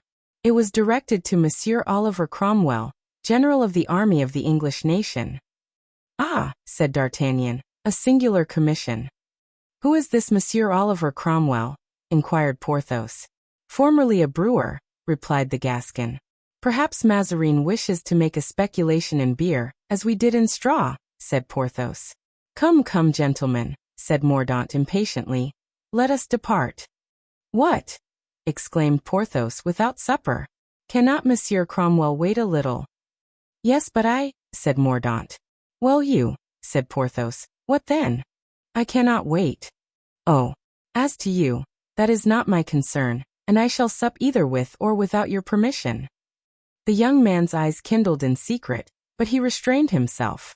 Monsieur, said D'Artagnan, you must excuse famished travelers. Besides, our supper can't delay you much. We will hasten on to the inn. You will meanwhile proceed on foot to the harbor. We will take a bite and shall be there as soon as you are. Just as you please, gentlemen, provided we set sail, he said. The name of your ship? Inquired D'Artagnan. The Standard. Very well. In half an hour we shall be on board. And the friends, spurring on their horses, rode to the hotel, the Arms of England. What do you say of that young man? Asked D'Artagnan, as they hurried along. I say that he doesn't suit me at all, said Porthos, and that I feel a strong itching to follow Aramis's advice. By no means, my dear Porthos. That man is a messenger of General Cromwell. It would ensure for us a poor reception, I imagine, should it be announced to him that we had twisted the neck of his confidant. Nevertheless, said Porthos, I have always noticed that Aramis gives good advice. Listen, returned D'Artagnan, when our embassy is finished. Well, if it brings us back to France. Well, we shall see. At that moment the two friends reached the hotel, Arms of England, where they supped with hearty appetite and then at once proceeded to the port. There they found a brig ready to set sail, upon the deck of which they recognized Mordaunt walking up and down impatiently. It is singular, said D'Artagnan, whilst the boat was taking them to the Standard. It is astonishing how that young man resembles someone I must have known, but who it was I cannot yet remember. A few minutes later they were on board, but the embarkation of the horses was a longer matter than that of the men, and it was 8 o'clock before they raised anchor. The young man stamped impatiently and ordered all sail to be spread. Porthos, completely used up by 3 nights without sleep and a journey of 70 leagues on horseback, retired to his cabin and went to sleep. D'Artagnan, overcoming his repugnance to Mordaunt, walked with him upon the deck and invented 100 stories to make him talk. Mousqueton was seasick. Chapter 55. The Scotchman. And now our readers must leave the Standard to sail peaceably, not toward London, where D'Artagnan and Porthos believed they were going, but to Durham, whither Mordaunt had been ordered to repair by the letter he had received during his sojourn at Boulogne, and accompany us to the Royalist camp, on this side of the Tyne near Newcastle. There, placed between 2 rivers on the borders of Scotland, but still on English soil, the tents of a little army extended. It was midnight. Some Highlanders were listlessly keeping watch. The moon, which was partially obscured by heavy clouds, now and then lit up the muskets of the sentinels, or silvered the walls, the roofs, and the spires of the town that Charles I had just surrendered to the parliamentary troops, whilst Oxford and Newark still held out for him in the hopes of coming to some arrangement.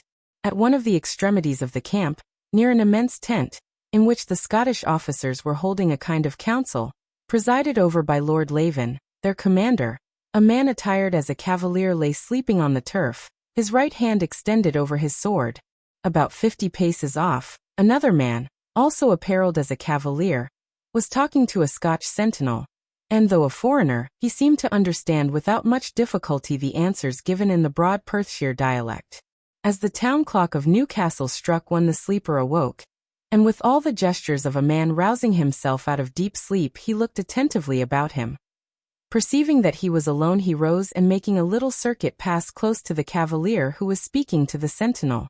The former had no doubt finished his questions, for a moment later he said good night, and carelessly followed the same path taken by the first cavalier. In the shadow of a tent the former was awaiting him. "Well, my dear friend," said he, in as pure French as has ever been uttered between Rouen and Tours. "Well, my friend, there is not a moment to lose. We must let the king know immediately." "Why, what is the matter?"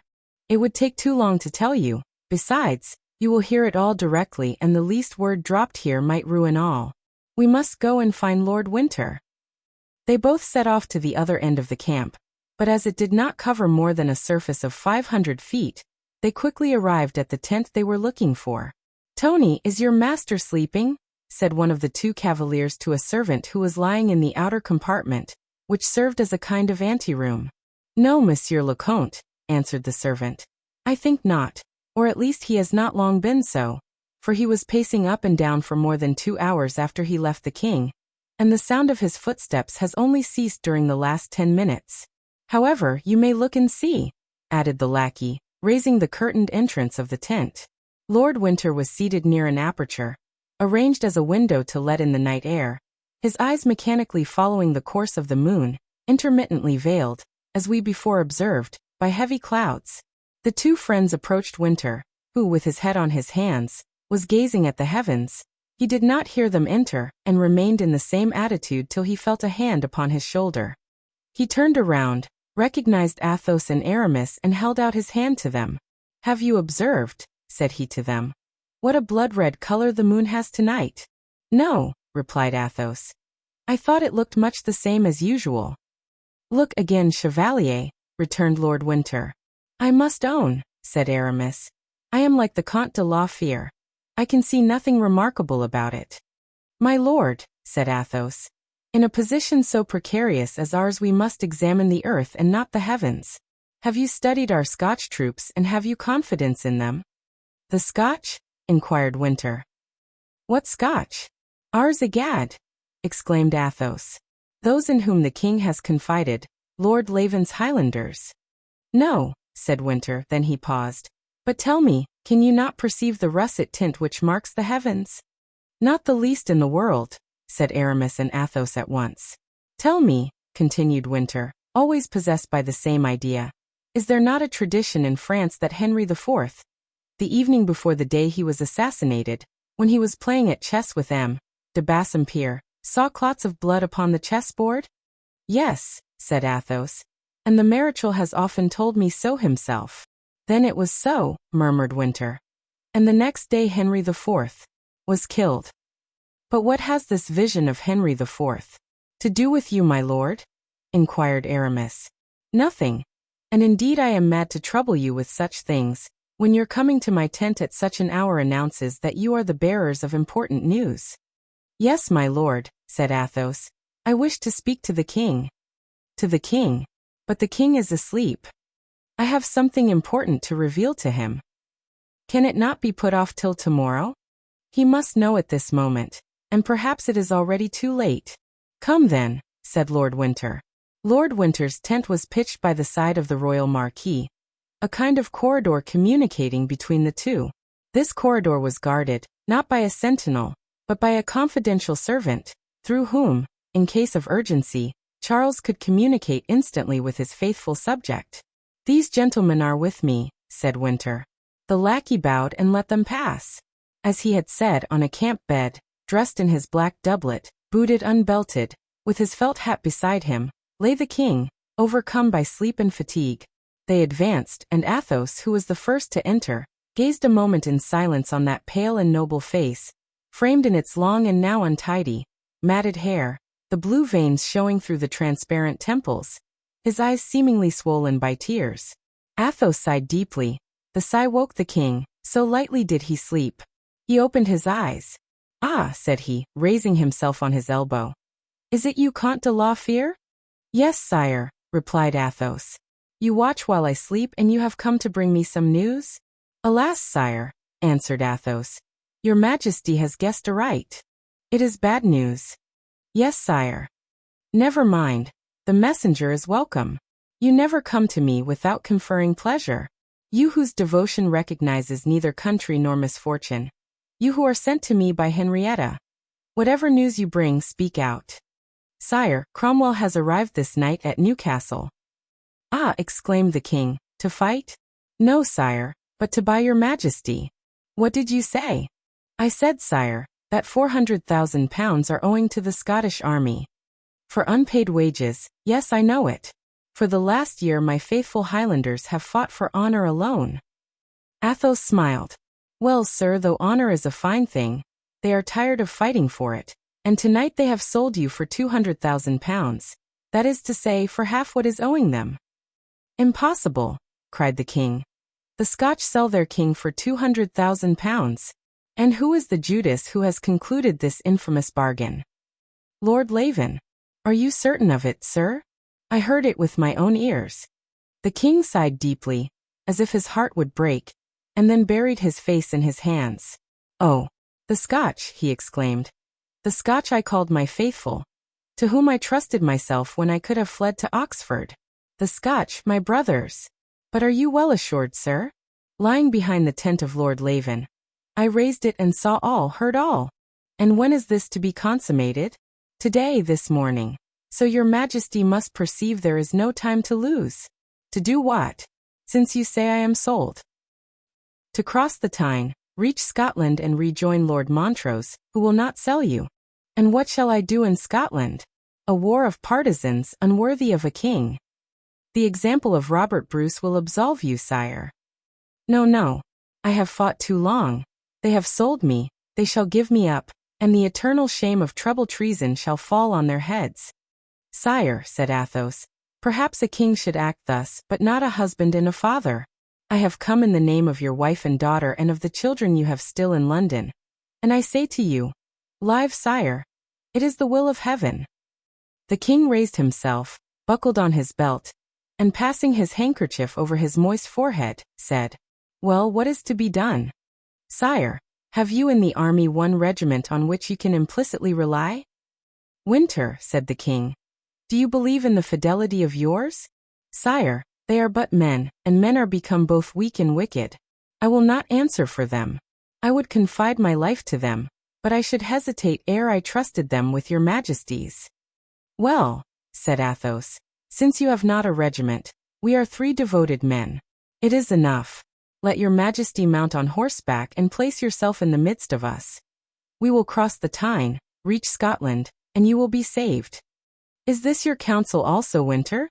Inquired the king. Yes, sire. And yours, Monsieur d'Herblay?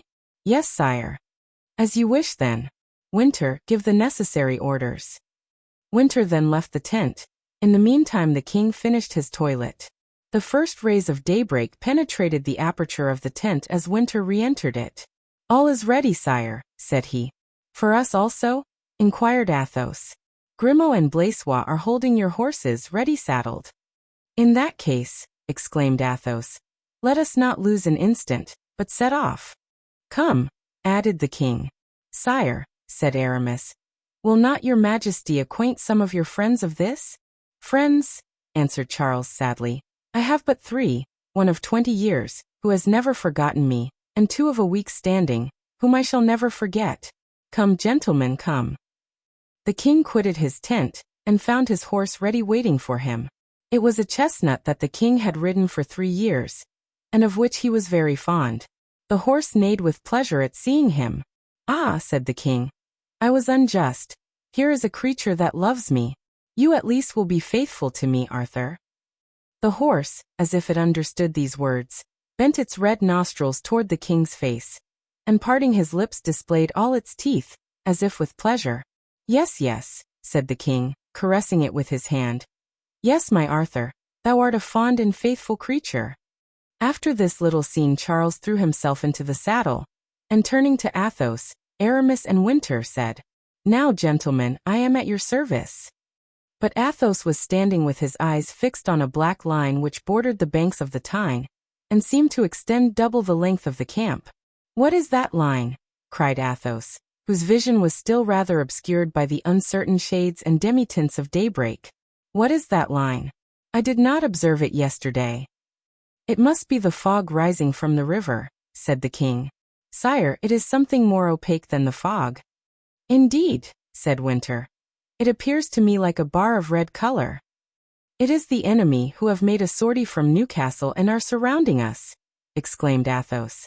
The enemy, cried the king. Yes, the enemy. It is too late. Stop a moment. Does not that sunbeam yonder, just by the side of the town, glitter on the Ironsides? This was the name given the cuirassiers, whom Cromwell had made his bodyguard. Ah, said the king. We shall soon see whether my Highlanders have betrayed me or not. What are you going to do? Exclaimed Athos. To give them the order to charge, and run down these miserable rebels. And the king, putting spurs to his horse, set off to the tent of Lord Laven. Follow him, said Athos. Come, exclaimed Aramis. "Is the king wounded?" cried Lord Winter. "I see spots of blood on the ground." And he set off to follow the two friends. He was stopped by Athos. "Go and call out your regiment," said he. "I can foresee that we shall have need of it directly." Winter turned his horse and the two friends rode on. It had taken but 2 minutes for the king to reach the tent of the Scottish commander. He dismounted and entered. The general was there, surrounded by the more prominent chiefs. "The king!" they exclaimed as all rose in bewilderment. Charles was indeed in the midst of them, his hat on his head, his brows bent, striking his boot with his riding whip. "Yes, gentlemen, the king in person, the king who has come to ask for some account of what has happened." "What is the matter, sire?" exclaimed Lord Laven. "It is this, sir," said the king angrily, "that General Cromwell has reached Newcastle. That you knew it and I was not informed of it. That the enemy have left the town and are now closing the passages of the Tyne against us. That our sentinels have seen this movement, and I have been left unacquainted with it. That by an infamous treaty, you have sold me for £200,000 to Parliament. Of this treaty, at least, I have been warned. This is the matter, gentlemen.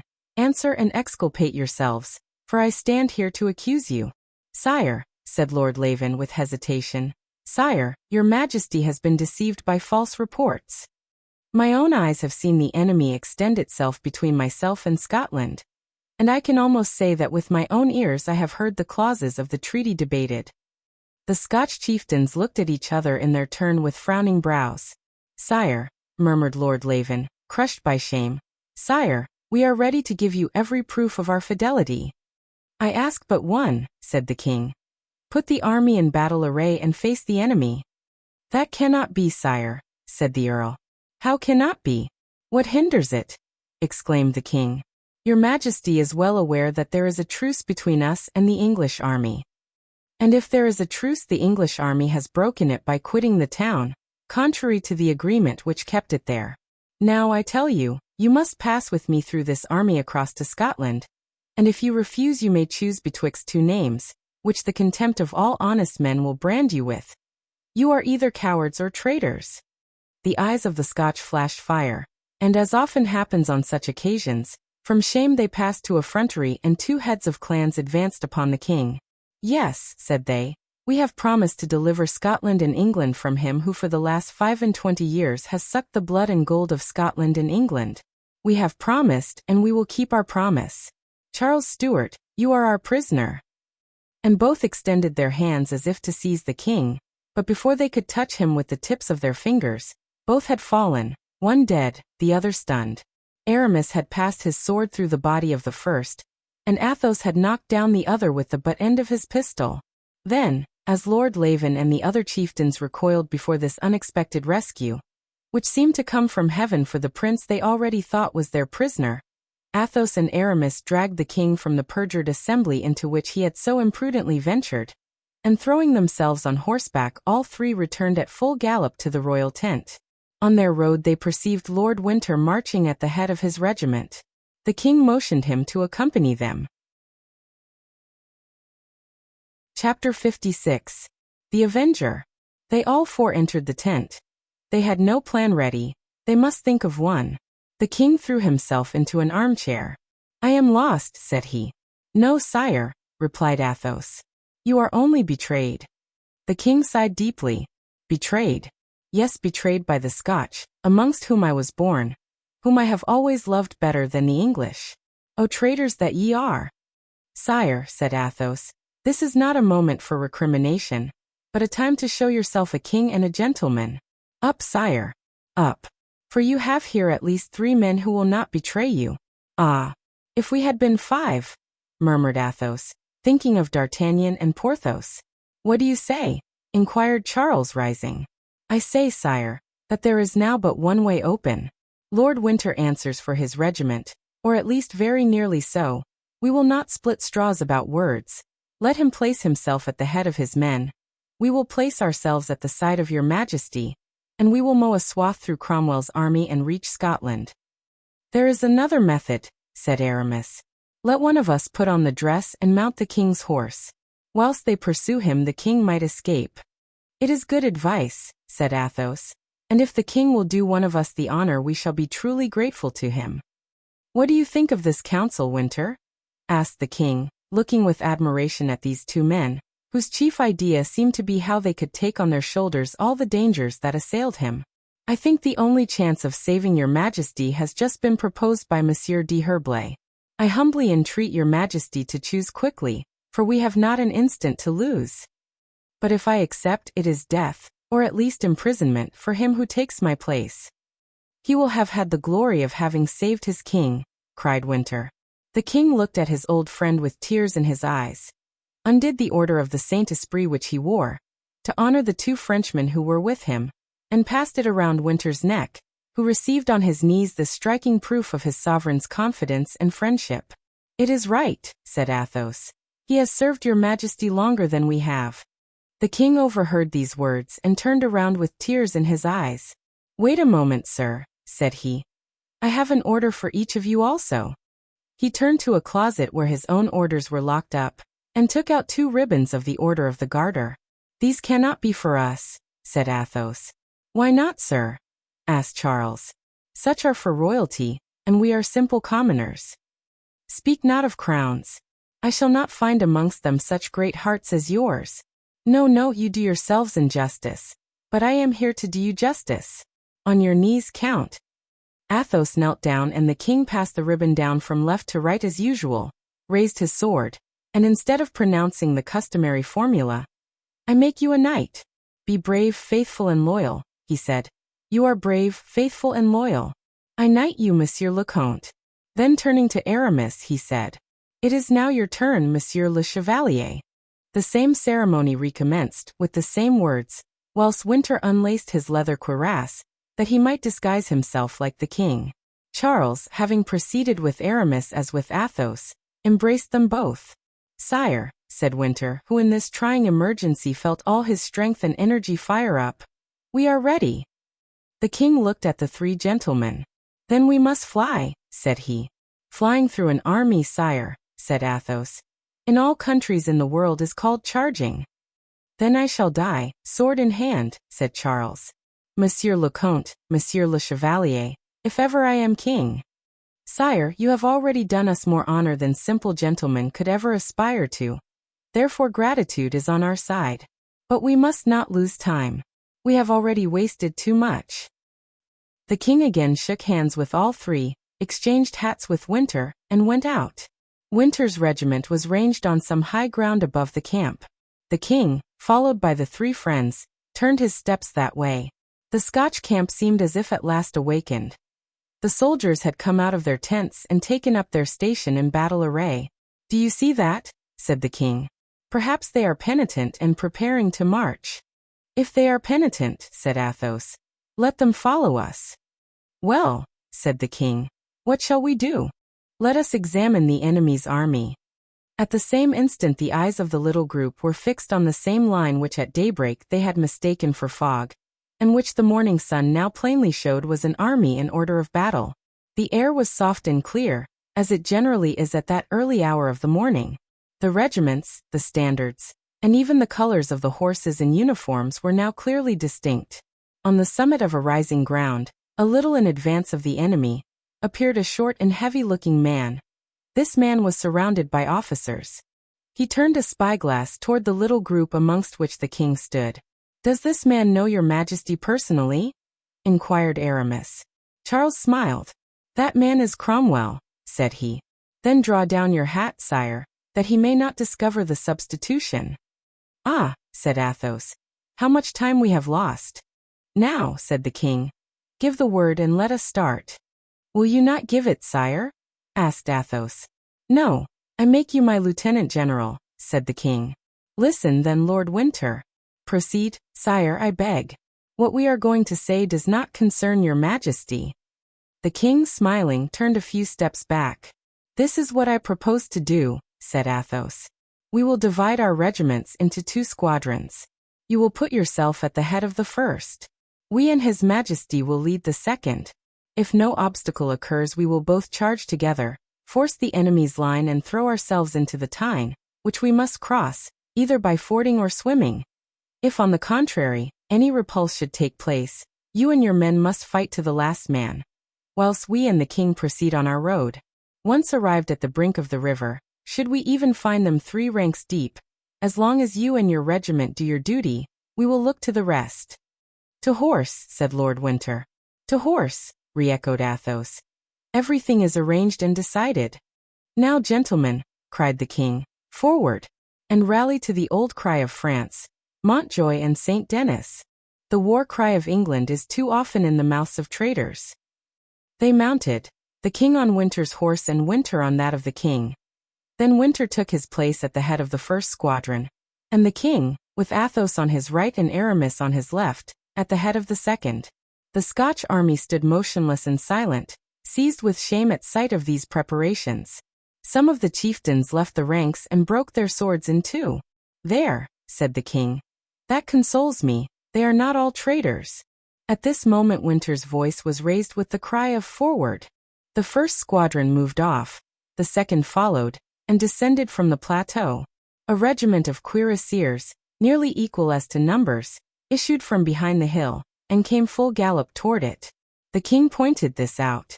"Sire," said Athos, "we foresaw this, and if Lord Winter's men but do their duty, we are saved instead of lost."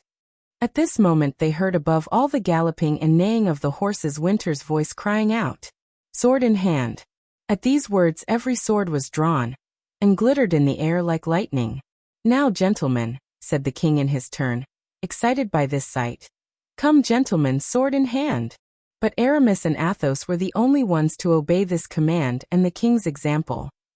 "We are betrayed," said the king in a low voice. "Wait a moment," said Athos. "Perhaps they do not recognize your majesty's voice, and await the order of their captain. Have they not heard that of their colonel? But look, look!"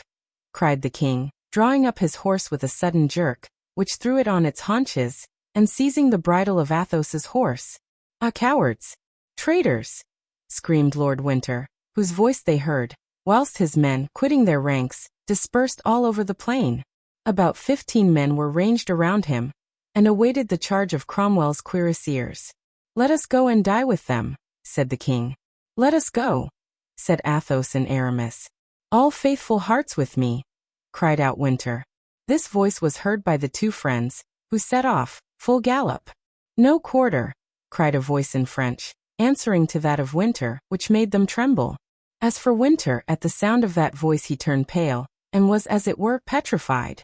It was the voice of a cavalier mounted on a magnificent black horse, who was charging at the head of the English regiment, of which, in his ardor, he was 10 steps in advance. "'Tis he," murmured Winter. His eyes glazed and he allowed his sword to fall to his side. "The king! The king!" cried out several voices, deceived by the blue ribbon and chestnut horse of Winter. "Take him alive." "No, it is not the king," exclaimed the cavalier. "Lord Winter, you are not the king. You are my uncle." At the same moment Mordaunt, for it was he, leveled his pistol at Winter. It went off and the ball entered the heart of the old cavalier, who with one bound on his saddle fell back into the arms of Athos, murmuring, "He is avenged."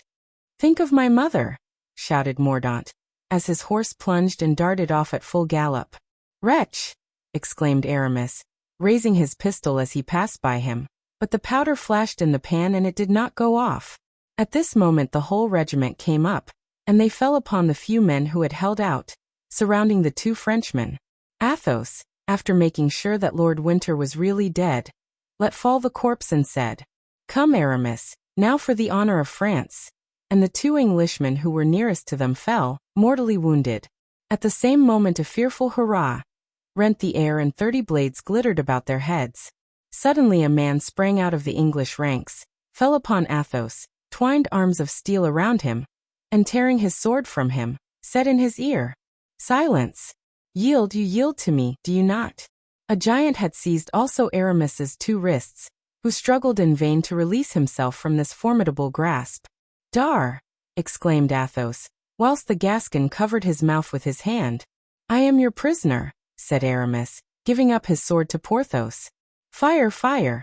cried Mordaunt, returning to the group surrounding the two friends. "And wherefore fire?" said the colonel. "Every one has yielded." "It is the son of Milady," said Athos to D'Artagnan. I recognize him. It is the monk, whispered Porthos to Aramis. I know it. And now the ranks began to open. D'Artagnan held the bridle of Athos's horse and Porthos that of Aramis. Both of them attempted to lead his prisoner off the battlefield. This movement revealed the spot where Winter's body had fallen. Mordaunt had found it out, and was gazing on his dead relative with an expression of malignant hatred. Athos, though now cool and collected, put his hand to his belt, where his loaded pistols yet remained. "What are you about?" said D'Artagnan. "Let me kill him. We are all four lost, if by the least gesture you discover that you recognize him." Then turning to the young man he exclaimed, "A fine prize! A fine prize, friend Mordaunt. We have both myself and Monsieur du Vallon taken 2 knights of the Garter, nothing less." "But," said Mordaunt, looking at Athos and Aramis with bloodshot eyes, "these are Frenchmen, I imagine." "Faith, I don't know. Are you French, sir?" said he to Athos. "I am," replied the latter gravely. "Very well, my dear sir, you are the prisoner of a fellow countryman." "But the king, where is the king?" exclaimed Athos anxiously. D'Artagnan vigorously seized his prisoner's hand, saying, "The king? We have secured him." "Yes," said Aramis, "through an infamous act of treason." Porthos pressed his friend's hand and said to him, "Yes, sir, all is fair in war, stratagem as well as force. Look yonder." At this instant the squadron, that ought to have protected Charles's retreat, was advancing to meet the English regiments. The king, who was entirely surrounded, walked alone in a great empty space. He appeared calm, but it was evidently not without a mighty effort. Drops of perspiration trickled down his face, and from time to time he put a handkerchief to his mouth to wipe away the blood that rilled from it. "Behold Nebuchadnezzar!" exclaimed an old Puritan soldier, whose eyes flashed at the sight of the man they called the tyrant. "Do you call him Nebuchadnezzar?" said Mordaunt with a terrible smile. "No, it is Charles I, the king, the good King Charles, who despoils his subjects to enrich himself." Charles glanced a moment at the insolent creature who uttered this, but did not recognize him. Nevertheless, the calm religious dignity of his countenance abashed Mordaunt. "Bonjour, messieurs," said the king to the 2 gentlemen who were held by D'Artagnan and Porthos. "The day has been unfortunate, but it is not your fault, thank God. But where is my old friend Winter?" The 2 gentlemen turned away their heads in silence. "In Strafford's company," said Mordaunt tauntingly. Charles shuddered. The demon had known how to wound him. The remembrance of Strafford was a source of lasting remorse to him, the shadow that haunted him by day and night. The king looked around him. He saw a corpse at his feet. It was Winter's. He uttered not a word nor shed a tear, but a deadly pallor spread over his face. He knelt down on the ground, raised Winter's head, and unfastening the Order of the Saint-Esprit, placed it on his own breast. "Lord Winter is killed, then?" inquired D'Artagnan, fixing his eyes on the corpse.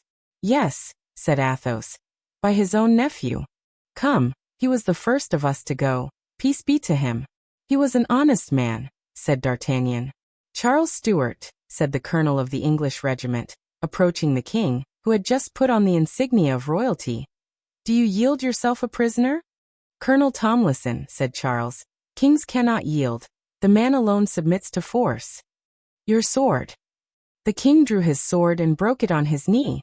At this moment a horse without a rider, covered with foam, his nostrils extended and eyes all fire, galloped up, and recognizing his master, stopped and neighed with pleasure. It was Arthur. The king smiled, patted it with his hand and jumped lightly into the saddle. "Now, gentlemen," said he, "conduct me where you will." Turning back again, he said, "I thought I saw Winter move. If he still lives, by all you hold most sacred, do not abandon him." "Never fear, King Charles," said Mordaunt. The bullet pierced his heart. "Do not breathe a word nor make the least sign to me or Porthos," said D'Artagnan to Athos and Aramis, "that you recognize this man, for Milady is not dead. Her soul lives in the body of this demon." The detachment now moved toward the town with the royal captive, but on the road an aide-de-camp, from Cromwell, sent orders that Colonel Tomlison should conduct him to Holdenby Castle. At the same time couriers started in every direction over England and Europe to announce that Charles Stuart was the prisoner of Oliver Cromwell. Chapter 57. Oliver Cromwell. Have you been to the general? Said Mordaunt to D'Artagnan and Porthos. You know he sent for you after the action. We want first to put our prisoners in a place of safety, replied D'Artagnan. Do you know, sir, these gentlemen are each of them worth 1,500 pounds? Oh, be assured, said Mordaunt, looking at them with an expression he vainly endeavored to soften. My soldiers will guard them, and guard them well, I promise you. I shall take better care of them myself, answered D'Artagnan. Besides, all they require is a good room, with sentinels, or their simple parole that they will not attempt escape. I will go and see about that. And then we shall have the honor of presenting ourselves to the general, and receiving his commands for his eminence. You think of starting at once, then? Inquired Mordaunt. Our mission is ended, and there is nothing more to detain us now but the good pleasure of the great man to whom we were sent. The young man bit his lips and whispered to his sergeant. You will follow these men and not lose sight of them. When you have discovered where they lodge, come and await me at the town gate. The sergeant made a sign of comprehension. Instead of following the knot of prisoners that were being taken into the town, Mordaunt turned his steps toward the rising ground from whence Cromwell had witnessed the battle, and on which he had just had his tent pitched. Cromwell had given orders that no one was to be allowed admission, but the sentinel, who knew that Mordaunt was one of the most confidential friends of the general, thought the order did not extend to the young man. Mordaunt, therefore, raised the canvas, and saw Cromwell seated before a table, his head buried in his hands, his back being turned. Whether he heard Mordaunt or not as he entered, Cromwell did not move. Mordaunt remained standing near the door. At last, after a few moments, Cromwell raised his head, and as if he divined that someone was there, turned slowly around. I said I wished to be alone, he exclaimed, on seeing the young man. They thought this order did not concern me, sir. Nevertheless, if you wish it, I am ready to go. Ah, is it you, Mordaunt? Said Cromwell, the cloud passing away from his face. Since you are here, it is well. You may remain. I come to congratulate you. To congratulate me what for? On the capture of Charles Stuart. You are now master of England. I was much more really so 2 hours ago. How so, General?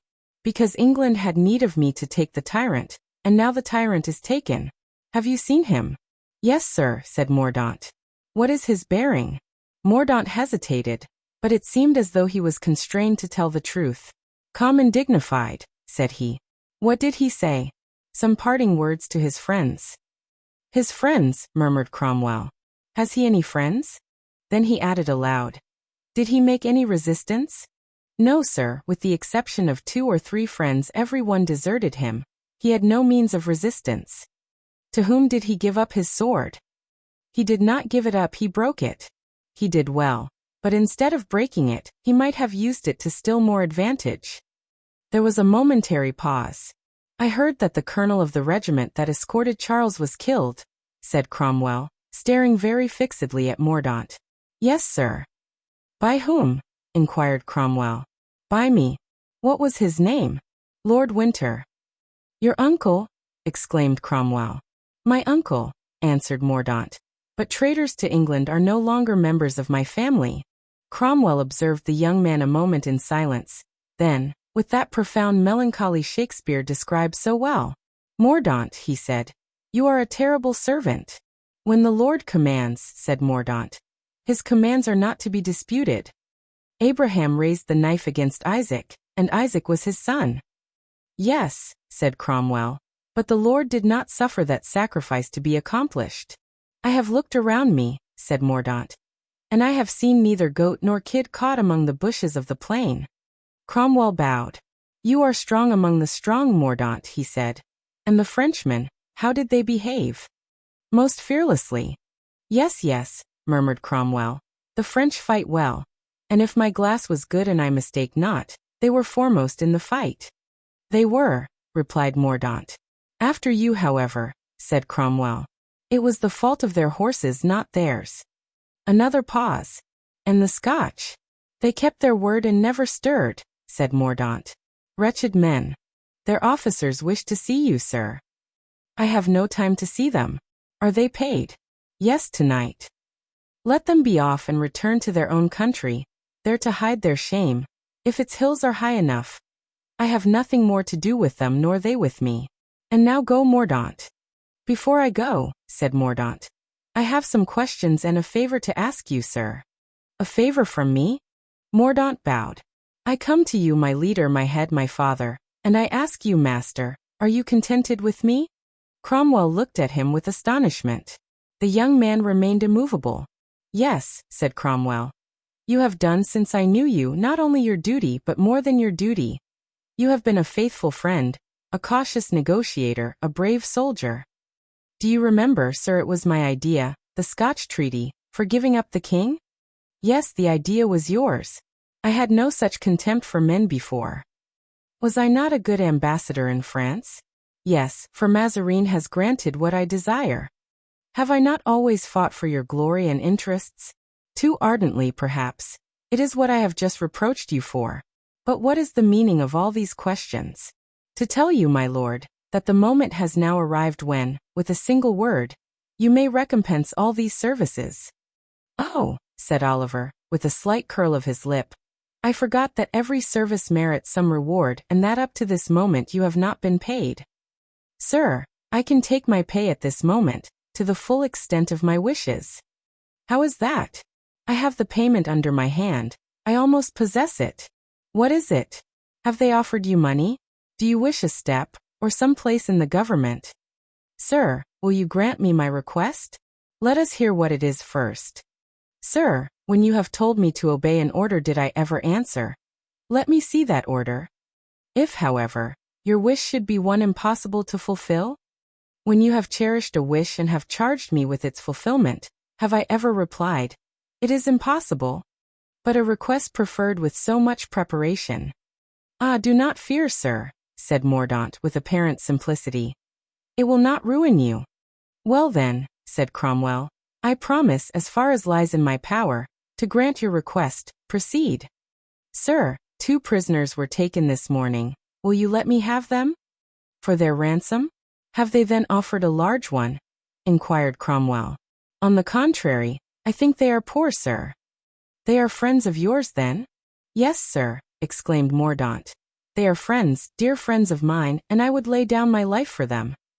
Very well, Mordaunt, exclaimed Cromwell, pleased at having his opinion of the young man raised once more. I will give them to you. I will not even ask who they are. Do as you like with them. Thank you, sir, exclaimed Mordaunt. Thank you. My life is always at your service, and should I lose it I should still owe you something. Thank you. You have indeed repaid me munificently for my services. He threw himself at the feet of Cromwell, and in spite of the efforts of the Puritan general, who did not like this almost kingly homage, he took his hand and kissed it. What? Said Cromwell, arresting him for a moment as he arose. Is there nothing more you wish? Neither gold nor rank. You have given me all you can give me, and from today your debt is paid. And Mordaunt darted out of the general's tent, his heart beating and his eyes sparkling with joy. Cromwell gazed a moment after him. He has slain his uncle, he murmured. Alas! What are my servants? Possibly this one, who asks nothing or seems to ask nothing, has asked more in the eyes of heaven than those who tax the country and steal the bread of the poor. Nobody serves me for nothing. Charles, who is my prisoner, may still have friends, but I have none. And with a deep sigh he again sank into the reverie that had been interrupted by Mordaunt. Chapter 58. Jesus Seigneur. Whilst Mordaunt was making his way to Cromwell's tent, D'Artagnan and Porthos had brought their prisoners to the house which had been assigned to them as their dwelling at Newcastle. The order given by Mordaunt to the sergeant had been heard by D'Artagnan, who accordingly, by an expressive glance, warned Athos and Aramis to exercise extreme caution. The prisoners, therefore, had remained silent as they marched along in company with their conquerors, which they could do with the less difficulty since each of them had occupation enough in answering his own thoughts. It would be impossible to describe Mousqueton's astonishment when from the threshold of the door he saw the 4 friends approaching, followed by a sergeant with a dozen men. He rubbed his eyes, doubting if he really saw before him Athos and Aramis, and forced at last to yield to evidence, he was on the point of breaking forth in exclamations when he encountered a glance from the eyes of Porthos, the repressive force of which he was not inclined to dispute. Mousqueton remained glued to the door, awaiting the explanation of this strange occurrence. What upset him completely was that the four friends seemed to have no acquaintance with one another. The house to which D'Artagnan and Porthos conducted Athos and Aramis was the one assigned to them by General Cromwell, and of which they had taken possession on the previous evening. It was at the corner of two streets and had in the rear, bordering on the side street, stables and a sort of garden. The windows on the ground floor, according to a custom in provincial villages, were barred, so that they strongly resembled the windows of a prison. The two friends made the prisoners enter the house first, whilst they stood at the door, desiring Mousqueton to take the four horses to the stable. "Why don't we go in with them?" asked Porthos. "We must first see what the sergeant wishes us to do," replied D'Artagnan. The sergeant and his men took possession of the little garden. D'Artagnan asked them what they wished, and why they had taken that position. "We have had orders," answered the man, "to help you in taking care of your prisoners." There could be no fault to find with this arrangement. On the contrary, it seemed to be a delicate attention, to be gratefully received. D'Artagnan, therefore, thanked the man and gave him a crown piece to drink to General Cromwell's health. The sergeant answered that Puritans never drank, and put the crown piece in his pocket. "Ah," said Porthos, "what a fearful day, my dear D'Artagnan." "What? A fearful day, when today we find our friends?" "Yes, but under what circumstances? 'Tis true that our position is an awkward one, but let us go in and see more clearly what is to be done." "Things look black enough," replied Porthos. "I understand now why Aramis advised me to strangle that horrible Mordaunt." "Silence," cried the Gascon. "Do not utter that name." "But," argued Porthos, "I speak French and they are all English." D'Artagnan looked at Porthos with that air of wonder which a cunning man cannot help feeling at displays of crass stupidity. But as Porthos on his side could not comprehend his astonishment, he merely pushed him indoors, saying, "Let us go in." They found Athos in profound despondency. Aramis looked first at Porthos and then at D'Artagnan, without speaking, but the latter understood his meaningful look. "You want to know how we came here? 'Tis easily guessed. Mazarin sent us with a letter to General Cromwell." "But how came you to fall into company with Mordaunt, whom I bade you distrust?" asked Athos. "And whom I advised you to strangle, Porthos," said Aramis. "Mazarin again. Cromwell had sent him to Mazarin. Mazarin sent us to Cromwell. There is a certain fatality in it." "Yes, you are right, D'Artagnan, a fatality that will separate and ruin us. So, my dear Aramis, say no more about it and let us prepare to submit to destiny." "Zounds! On the contrary, let us speak about it, for it was agreed among us, once for all, that we should always hold together, though engaged on opposing sides." "Yes," added Athos. "I now ask you, D'Artagnan, what side you are on? Ah! Behold for what end the wretched Mazarin has made use of you. Do you know in what crime you are today engaged? In the capture of a king, his degradation and his murder." "Oh, oh," cried Porthos. "Do you think so?" "You are exaggerating, Athos. We are not so far gone as that," replied the lieutenant. "Good heavens! We are on the very eve of it. I say, why is the king taken prisoner? Those who wish to respect him as a master would not buy him as a slave. Do you think it is to replace him on the throne that Cromwell has paid for him 200,000 sterling? They will kill him, you may be sure of it." "I don't maintain the contrary," said D'Artagnan. "But what's that to us? I am here because I am a soldier and have to obey orders. I have taken an oath to obey, and I do obey. But you who have taken no such oath, why are you here and what cause do you represent?" "That most sacred in the world," said Athos. "The cause of misfortune, of religion, royalty. A friend, a wife, a daughter, have done us the honor to call us to their aid.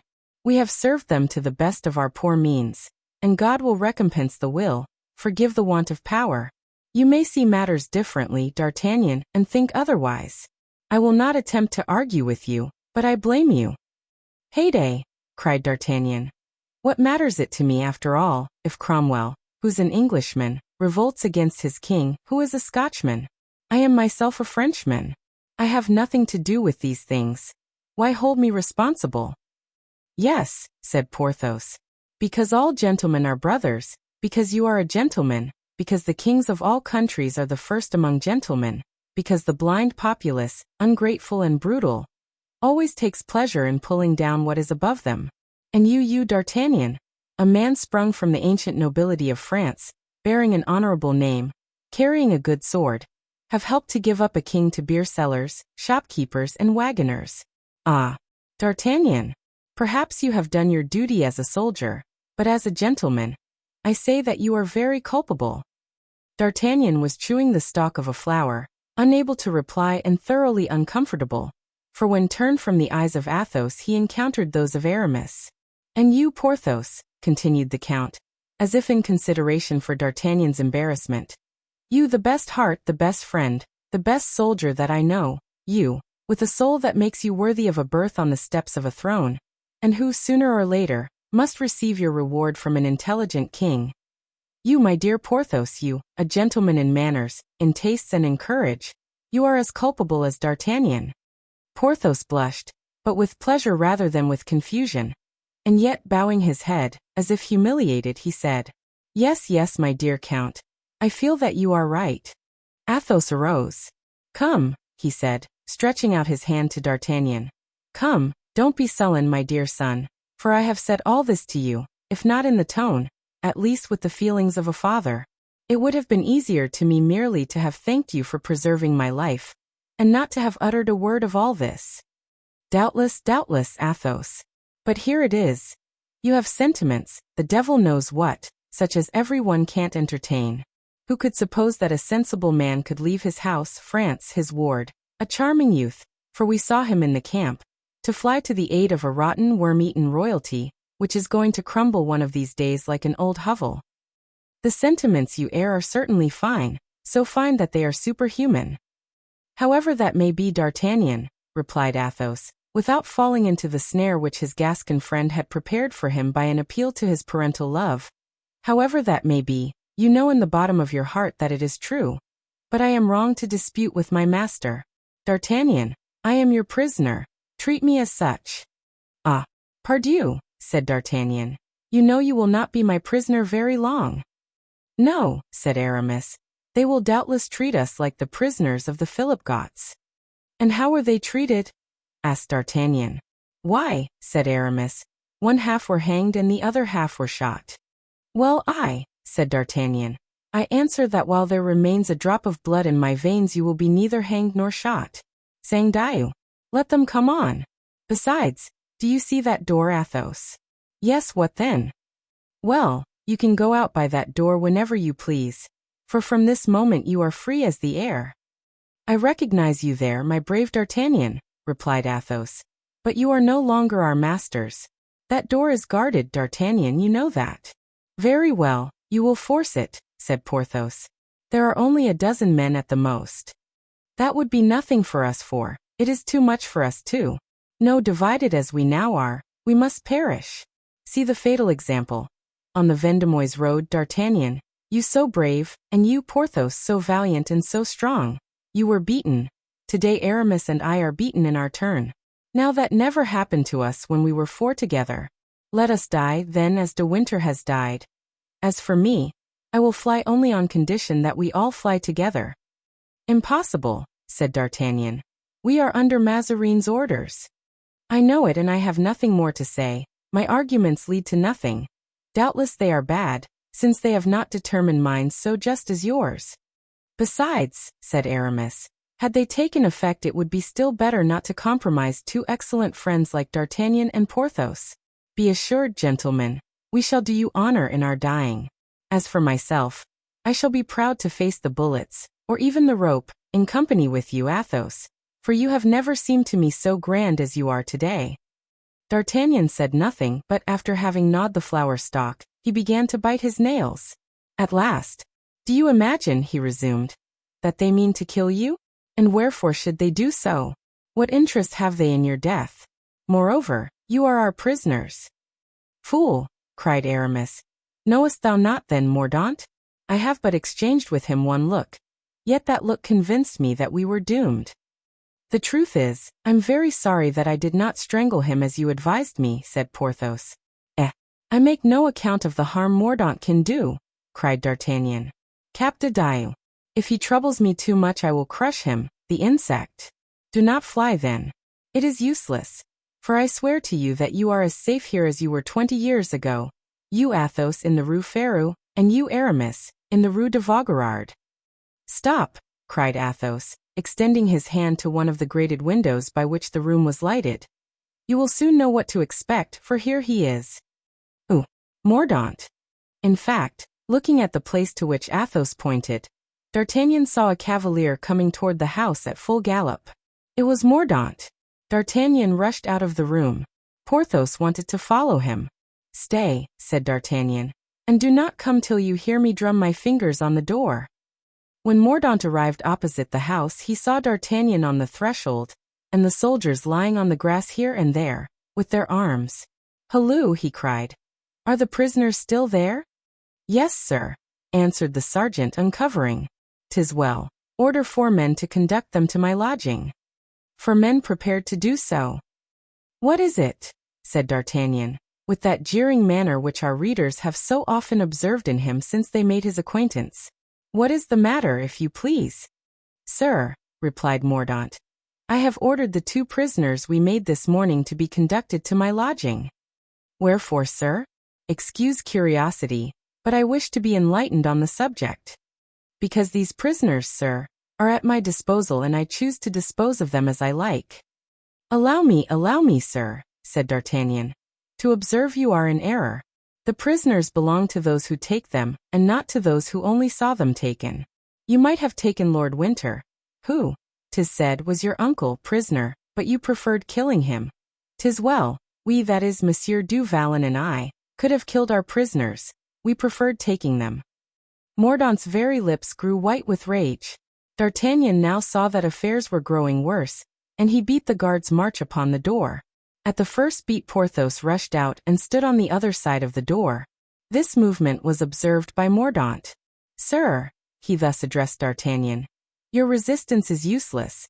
These prisoners have just been given me by my illustrious patron, Oliver Cromwell. These words struck D'Artagnan like a thunderbolt. The blood mounted to his temples, his eyes became dim. He saw from what fountainhead the ferocious hopes of the young man arose, and he put his hand to the hilt of his sword. As for Porthos, he looked inquiringly at D'Artagnan. This look of Porthos's made the Gascon regret that he had summoned the brute force of his friend to aid him in an affair which seemed to require chiefly cunning. Violence, he said to himself, would spoil all. D'Artagnan, my friend, prove to this young serpent that thou art not only stronger, but more subtle than he is. Ah, he said, making a low bow. Why did you not begin by saying that, Monsieur Mordaunt? What? Are you sent by General Oliver Cromwell, the most illustrious captain of the age? I have this instant left him, replied Mordaunt, alighting, in order to give his horse to a soldier to hold. Why did you not say so at once, my dear sir? All England is with Cromwell, and since you ask for my prisoners, I bend, sir, to your wishes. They are yours, take them. Mordaunt, delighted, advanced, Porthos looking at D'Artagnan with open-mouthed astonishment. Then D'Artagnan trod on his foot and Porthos began to understand that this was merely acting. Mordaunt put his foot on the first step of the door, and, with his hat in hand, prepared to pass by the 2 friends, motioning to the 4 men to follow him. But pardon, said D'Artagnan with the most charming smile and putting his hand on the young man's shoulder. If the illustrious General Oliver Cromwell has disposed of our prisoners in your favor, he has, of course, made that act of donation in writing. Mordaunt stopped short. He has given you some little writing for me, the least bit of paper which may show that you come in his name. Be pleased to give me that scrap of paper so that I may justify, by a pretext at least, my abandoning my countrymen. Otherwise, you see, although I am sure that General Oliver Cromwell can intend them no harm, it would have a bad appearance. Mordaunt recoiled. He felt the blow and discharged a terrible look at D'Artagnan, who responded by the most amiable expression that ever graced a human countenance. When I tell you a thing, sir, said Mordaunt, you insult me by doubting it. I, cried D'Artagnan. I doubt what you say. God keep me from it, my dear Monsieur Mordaunt. On the contrary, I take you to be a worthy and accomplished gentleman. And then, sir, do you wish me to speak freely to you? Continued D'Artagnan with his frank expression. Speak out, sir, said Mordaunt. Monsieur du Vallon yonder is rich and has 40,000 francs yearly, so he does not care about money. I do not speak for him, but for myself. Well, sir? What more? Well, I am not rich. In Gascony, 'tis no dishonor, sir, nobody is rich, and Henry IV, of glorious memory, who was the king of the Gascons, as his Majesty Philip IV, is the king of the Spaniards, never had a penny in his pocket. Go on, sir, I see what you wish to get at. And if it is simply what I think that stops you, I can obviate the difficulty. Ah, I knew well, said the Gascon, that you were a man of talent. Well, here's the case, here's where the saddle hurts me, as we French say. I am an officer of fortune, nothing else. I have nothing but what my sword brings me in. That is to say, more blows than banknotes. Now, on taking prisoners this morning, 2 Frenchmen, who seemed to me of high birth, in short 2 knights of the Garter, I said to myself, my fortune is made. I say too, because in such circumstances Monsieur du Vallon, who is rich, always gives me his prisoners. Mordaunt, completely deceived by the wordy civility of D'Artagnan, smiled like a man who understands perfectly the reasons given him, and said, I shall have the order signed directly, sir, and with it 2,000 pistoles. Meanwhile, let me take these men away. No, replied D'Artagnan. What signifies a delay of half an hour? I am a man of order, sir. Let us do things in order. Nevertheless, replied Mordaunt, I could compel you. I command here. Ah, sir, said D'Artagnan, I see that although we have had the honor of traveling in your company, you do not know us. We are gentlemen. We are, both of us, able to kill you and your 8 men, we 2 only. For heaven's sake, don't be obstinate, for when others are obstinate, I am obstinate likewise. And then I become ferocious and headstrong. And there's my friend, who is even more headstrong and ferocious than myself. Besides, we are sent here by Cardinal Mazarin, and at this moment represent both the king and the cardinal, and are therefore, as ambassadors, able to act with impunity, a thing that General Oliver Cromwell, who is assuredly as great a politician as he is a general, is quite the man to understand. Ask him then, for the written order. What will that cost you, my dear Monsieur Mordaunt? Yes, the written order, said Porthos, who now began to comprehend what D'Artagnan was aiming at. We ask only for that. However inclined Mordaunt was to have recourse to violence, he understood the reasons D'Artagnan had given him. Besides, completely ignorant of the friendship which existed between the 4 Frenchmen, all his uneasiness disappeared when he heard of the plausible motive of the ransom. He decided, therefore, not only to fetch the order, but the 2,000 pistoles at which he estimated the prisoners. He therefore mounted his horse and disappeared. Good, thought D'Artagnan. A quarter of an hour to go to the tent, a quarter of an hour to return. It is more than we need. Then turning, without the least change of countenance, to Porthos, he said, looking him full in the face, Friend Porthos, listen to this. First, not a syllable to either of our friends of what you have heard. It is unnecessary for them to know the service we are going to render them. Very well, I understand. Go to the stable, you will find Mousqueton there. Saddle your horses, put your pistols in your saddlebags, take out the horses and lead them to the street below this, so that there will be nothing to do but mount them. All the rest is my business. Porthos made no remark, but obeyed with the sublime confidence he had in his friend. I go, he said. Only, shall I enter the chamber where those gentlemen are? No, it is not worthwhile. Well, do me the kindness to take my purse, which I left on the mantelpiece. All right. He then proceeded, with his usual calm gait, to the stable and went into the very midst of the soldiery, who, foreigner as he was, could not help admiring his height and the enormous strength of his great limbs. At the corner of the street he met Mousqueton and took him with him. D'Artagnan, meantime, went into the house, whistling a tune which he had begun before Porthos went away. My dear Athos, I have reflected on your arguments and I am convinced. I am sorry to have had anything to do with this matter. As you say, Mazarin is a knave. I have resolved to fly with you, not a word. Be ready. Your swords are in the corner. Do not forget them, they are in many circumstances very useful. There is Porthos's purse too. He put it into his pocket. The 2 friends were perfectly stupefied. Well, pray, is there anything to be so surprised at, he said. I was blind. Athos has made me see, that's all. Come here. The two friends went near him. Do you see that street? There are the horses. Go out by the door, turn to the right, jump into your saddles, all will be right. Don't be uneasy at anything except mistaking the signal. That will be the signal when I call out, Jesus Seigneur. But give us your word that you will come too, D'Artagnan, said Athos. I swear I will, by heaven. 'Tis settled, said Aramis. At the cry Jesus Seigneur, we go out, upset all that stands in our way, run to our horses, jump into our saddles, spur them, is that all? Exactly. See, Aramis, as I have told you, D'Artagnan is first amongst us all, said Athos. Very true, replied the Gascon, but I always run away from compliments. Don't forget the signal, Jesus Seigneur. And he went out as he came in, whistling the self-same air. The soldiers were playing or sleeping. Two of them were singing in a corner out of tune the psalm. On the rivers of Babylon. D'Artagnan called the sergeant. My dear friend, General Cromwell has sent Monsieur Mordaunt to fetch me. Guard the prisoners well, I beg of you. The sergeant made a sign, as much as to say he did not understand French, and D'Artagnan tried to make him comprehend by signs and gestures. Then he went into the stable. He found the 5 horses saddled, his own amongst the rest. Each of you take a horse by the bridle, he said to Porthos and Mousqueton. Turn to the left, so that Athos and Aramis may see you clearly from the window. They are coming then, said Porthos. In a moment. You didn't forget my purse? No, be easy. Good. Porthos and Mousqueton each took a horse by the bridle, and proceeded to their post. Then D'Artagnan, being alone, struck a light and lighted a small bit of tinder, mounted his horse and stopped at the door in the midst of the soldiers. There, caressing as he pretended, the animal with his hand, he put this bit of burning tinder in his ear. It was necessary to be as good a horseman as he was to risk such a scheme.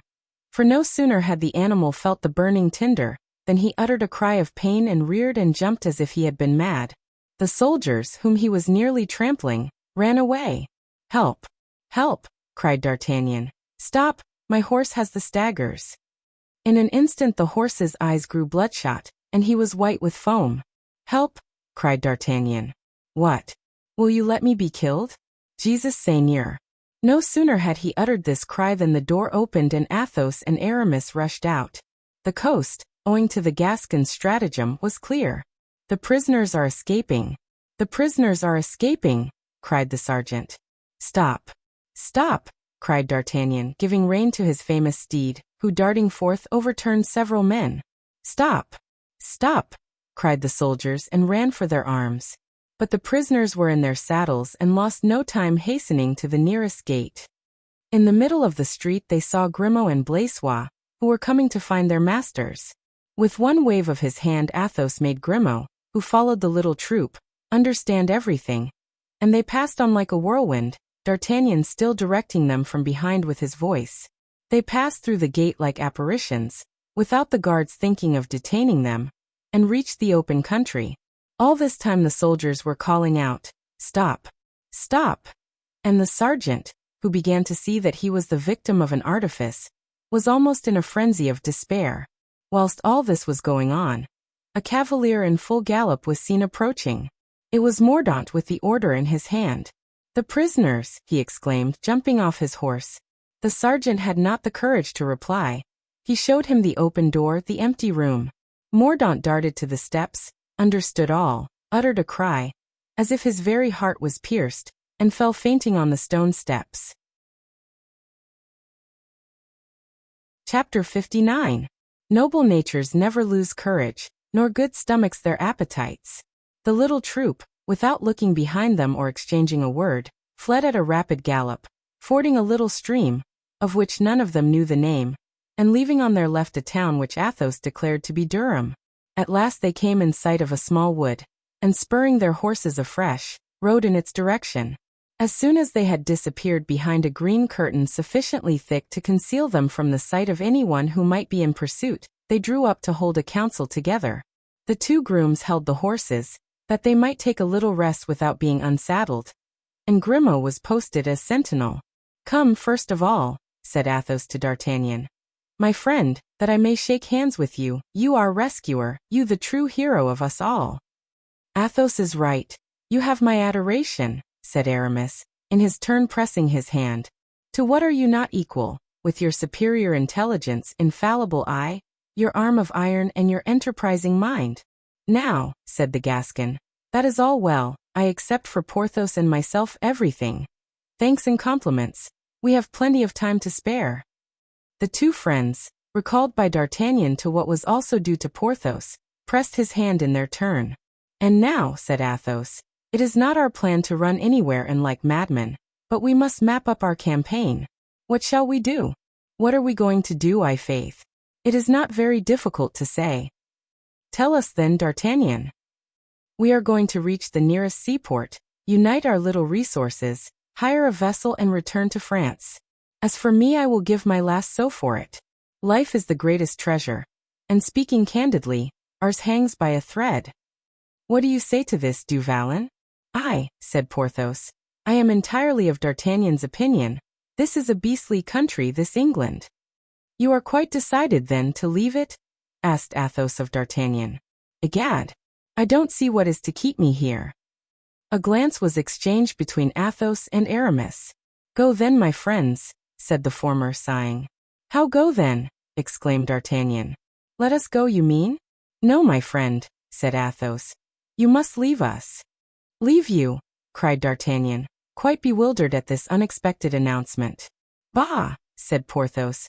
Why separate, since we are all together? Because you can and ought to return to France. Your mission is accomplished, but ours is not. Your mission is not accomplished? Exclaimed D'Artagnan, looking in astonishment at Athos. No, my friend, replied Athos in his gentle but decided voice. We came here to defend King Charles. We have but ill defended him. It remains for us to save him. To save the king? Said D'Artagnan, looking at Aramis as he had looked at Athos. Aramis contented himself by making a sign with his head. D'Artagnan's countenance took an expression of the deepest compassion. He began to think he had to do with madmen. You cannot be speaking seriously, Athos, said he. The king is surrounded by an army, which is conducting him to London. This army is commanded by a butcher, or the son of a butcher. It matters little. Colonel Harrison. His Majesty, I can assure you, will be tried on his arrival in London. I have heard enough from the lips of Oliver Cromwell to know what to expect. A second look was exchanged between Athos and Aramis. And when the trial is ended there will be no delay in putting the sentence into execution, continued D'Artagnan. And to what penalty do you think the king will be condemned? Asked Athos. The penalty of death, I greatly fear. They have gone too far for him to pardon them, and there is nothing left to them but one thing, and that is to kill him. Have you never heard what Oliver Cromwell said when he came to Paris, and was shown the dungeon at Vincennes where Monsieur de Vendôme was imprisoned? What did he say? Asked Porthos. Princes must be knocked on the head. I remember it, said Athos. And you fancy he will not put his maxim into execution, now that he has got hold of the king? On the contrary, I am certain he will do so. But then that is all the more reason why we should not abandon the august head so threatened. Athos, you are becoming mad. No, my friend, Athos gently replied. But de Winter sought us out in France and introduced us, Monsieur d'Herblay and myself, to Madame Henrietta. Her Majesty did us the honor to ask our aid for her husband. We engaged our word. Our word included everything. It was our strength, our intelligence, our life, in short, that we promised. It remains now for us to keep our word. Is that your opinion, d'Herblay? Yes, said Aramis, we have promised. Then, continued Athos, we have another reason. It is this, listen. In France at this moment everything is poor and paltry. We have a king 10 years old, who doesn't yet know what he wants. We have a queen blinded by a belated passion. We have a minister who governs France as he would govern a great farm. That is to say, intent only on turning out all the gold he can by the exercise of Italian cunning and invention. We have princes who set up a personal and egotistic opposition, who will draw from Mazarin's hands only a few ingots of gold, or some shreds of power granted as bribes. I have served them without enthusiasm. God knows that I estimated them at their real value. and that they are not high in my esteem, but on principle. Today I am engaged in a different affair. I have encountered misfortune in a high place, a royal misfortune, a European misfortune. I attach myself to it. If we can succeed in saving the king, it will be good. If we die for him, it will be grand. So you know beforehand you must perish, said D'Artagnan. We fear so, and our only regret is to die so far from both of you. What will you do in a foreign land, an enemy's country? I traveled in England when I was young. I speak English like an Englishman, and Aramis, too, knows something of the language. Ah!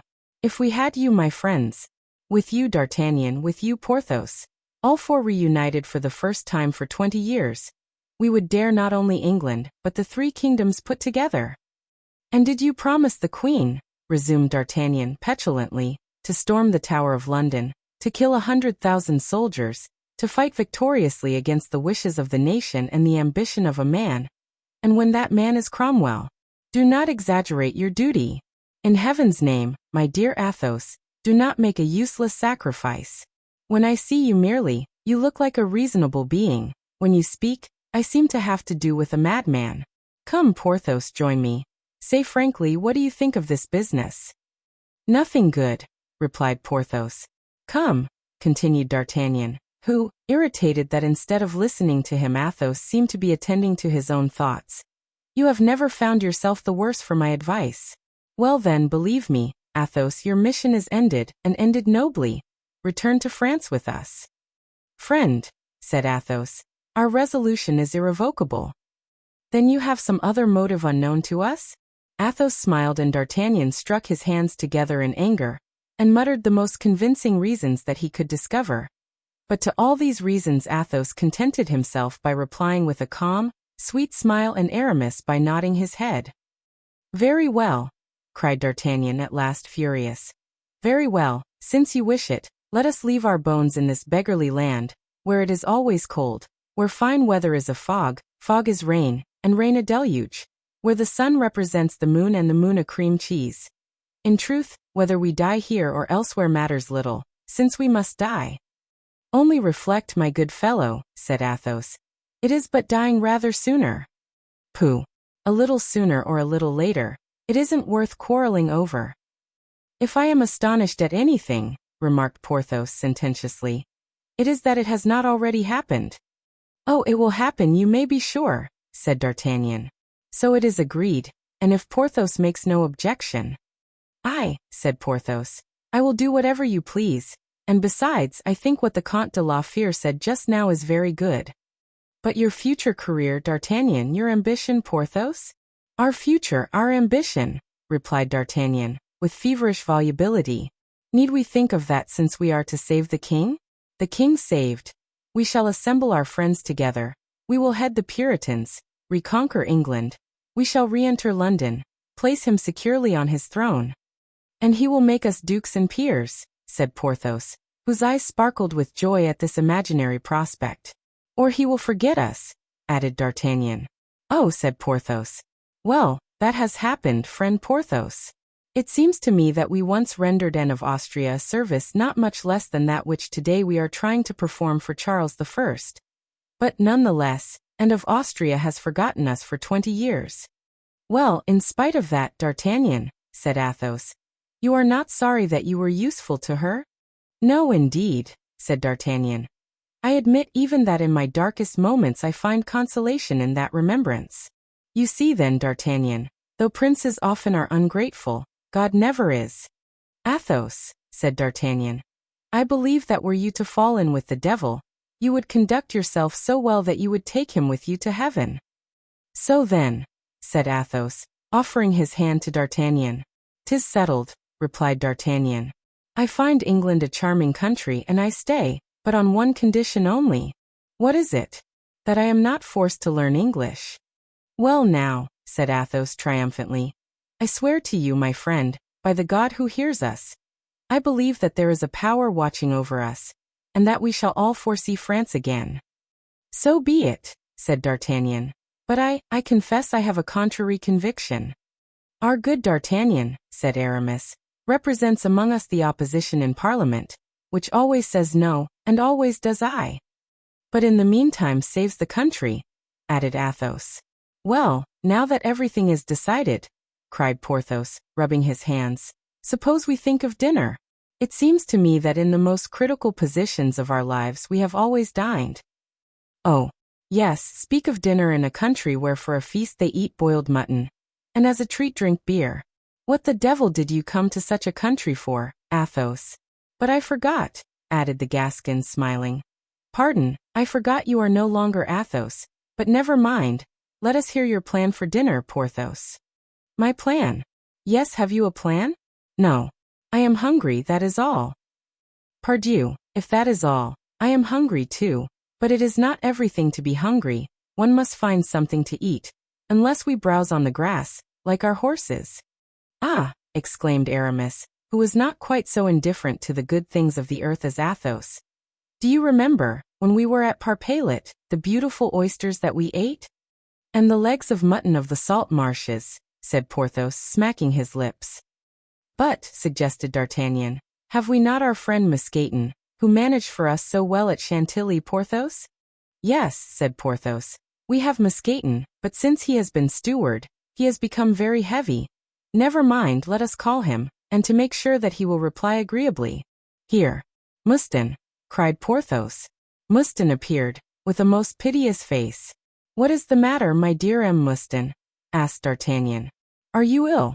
Sir, I am very hungry, replied Mouston. Well, it is just for that reason that we have called you, my good M. Mouston. Could you not procure us a few of those nice little rabbits, and some of those delicious partridges, of which you used to make fricassees at the hotel? Faith, I do not remember the name of the hotel.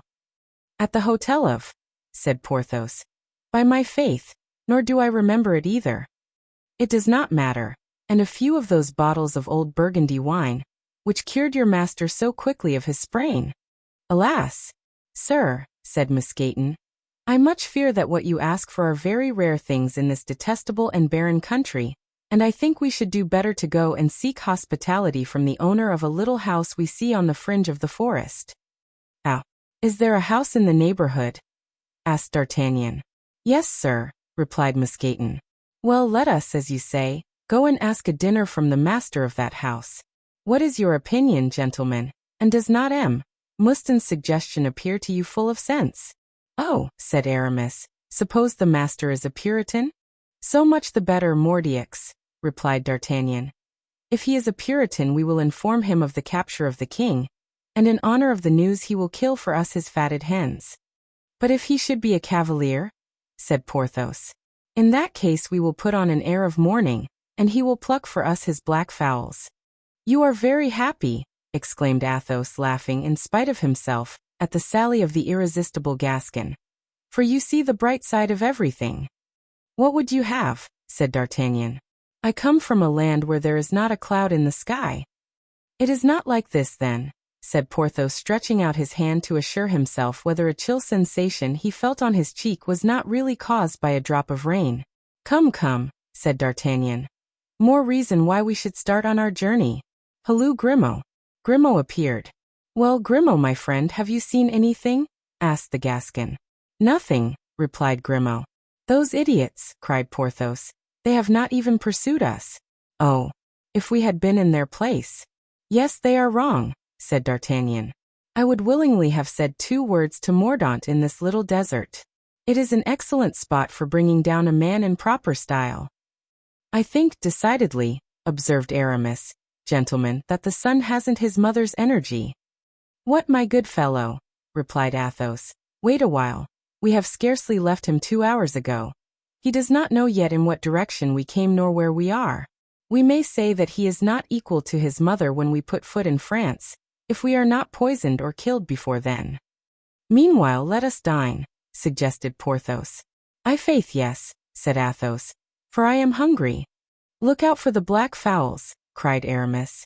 And the 4 friends, guided by Mousqueton, took up the way toward the house, already almost restored to their former gaiety, for they were now, as Athos had said, all 4 once more united and of single mind.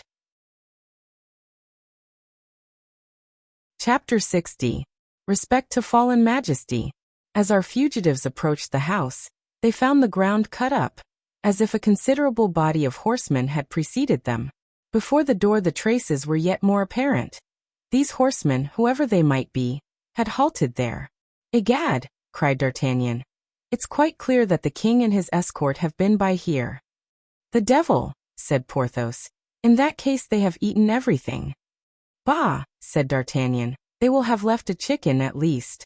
He dismounted and knocked on the door. There was no response. He pushed open the door and found the first room empty and deserted. "Well," cried Porthos. "I can see nobody," said D'Artagnan. "Aha! What? Blood!" At this word the three friends leaped from their horses and entered. D'Artagnan had already opened the door of the second room, and from the expression of his face, it was clear that he there beheld some extraordinary object. The three friends drew near, and discovered a young man stretched on the ground, bathed in a pool of blood. It was evident that he had attempted to regain his bed, but had not had sufficient strength to do so. Athos, who imagined that he saw him move, was the first to go up to him. "Well?" inquired D'Artagnan. "Well, if he is dead," said Athos. "He has not been so long, for he is still warm. But no, his heart is beating. Ho there, my friend." The wounded man heaved a sigh. D'Artagnan took some water in the hollow of his hand, and threw it upon his face. The man opened his eyes, made an effort to raise his head, and fell back again. The wound was in the top of his skull and blood was flowing copiously. Aramis dipped a cloth into some water, and applied it to the gash. Again the wounded man opened his eyes and looked in astonishment at these strangers, who appeared to pity him. "You are among friends," said Athos in English. "So cheer up and tell us, if you have the strength to do so, what has happened." "The king," muttered the wounded man. "The king is a prisoner." "You have seen him?" asked Aramis in the same language. The man made no reply. "Make your mind easy," resumed Athos. "We are all faithful servants of His Majesty." "Is what you tell me true?" asked the wounded man. "On our honor as gentlemen." "Then I may tell you all. I am brother to Parry, His Majesty's lackey." Athos and Aramis remembered that this was the name by which De Winter had called the man they had found in the passage of the king's tent. "We know him," said Athos. "He never left the king." "Yes, that is he. Well, he thought of me, when he saw the king was taken, and as they were passing before the house he begged in the king's name that they would stop, as the king was hungry. They brought him into this room and placed sentinels at the doors and windows. Parry knew this room, as he had often been to see me when the king was at Newcastle. He knew that there was a trapdoor communicating with a cellar, from which one could get into the orchard. He made a sign which I understood, but the king's guards must have noticed it and held themselves on guard. I went out as if to fetch wood, passed through the subterranean passage into the cellar, and whilst Parry was gently bolting the door, pushed up the board and beckoned to the king to follow me. Alas! He would not. But Parry clasped his hands and implored him, and at last he agreed. I went on first, fortunately. The king was a few steps behind me, when suddenly I saw something rise up in front of me like a huge shadow. I wanted to cry out to warn the king, but that very moment I felt a blow as if the house was falling on my head, and fell insensible. When I came to myself again, I was stretched in the same place. I dragged myself as far as the yard. The king and his escort were no longer there. I spent perhaps an hour in coming from the yard to this place. Then my strength gave out and I fainted again. "And now how are you feeling?" "Very ill," replied the wounded man. "Can we do anything for you?" asked Athos. "Help to put me on the bed. I think I shall feel better there." "Have you any one to depend on for assistance?" "My wife is at Durham and may return at any moment." "But you, is there nothing that you want?" "We came here with the intention of asking for something to eat." "Alas, they have taken everything. There isn't a morsel of bread in the house." "You hear, D'Artagnan," said Athos. "We shall have to look elsewhere for our dinner." "It is all one to me now," said D'Artagnan. "I am no longer hungry." "Faith, neither am I," said Porthos. They carried the man to his bed, and called Grimaud to dress the wound. In the service of the four friends Grimaud had had so frequent occasion to make lint and bandages that he had become something of a surgeon. In the meantime the fugitives had returned to the first room, where they took counsel together. "Now," said Aramis, "we know how the matter stands. The king and his escort have gone this way. We had better take the opposite direction, eh? Athos did not reply. He reflected. Yes, said Porthos. Let us take the opposite direction. If we follow the escort we shall find everything devoured and die of hunger. What a confounded country this England is. This is the first time I have gone without my dinner for 10 years, and it is generally my best meal. What do you think, D'Artagnan? Asked Athos. Do you agree with Aramis? Not at all, said D'Artagnan. I am precisely of the contrary opinion. What? You would follow the escort? Exclaimed Porthos in dismay. No, I would join the escort. Athos's eyes shone with joy. Join the escort, cried Aramis. Let D'Artagnan speak, said Athos. You know he always has wise advice to give. Clearly, said D'Artagnan. We must go where they will not look for us. Now they will be far from looking for us among the Puritans.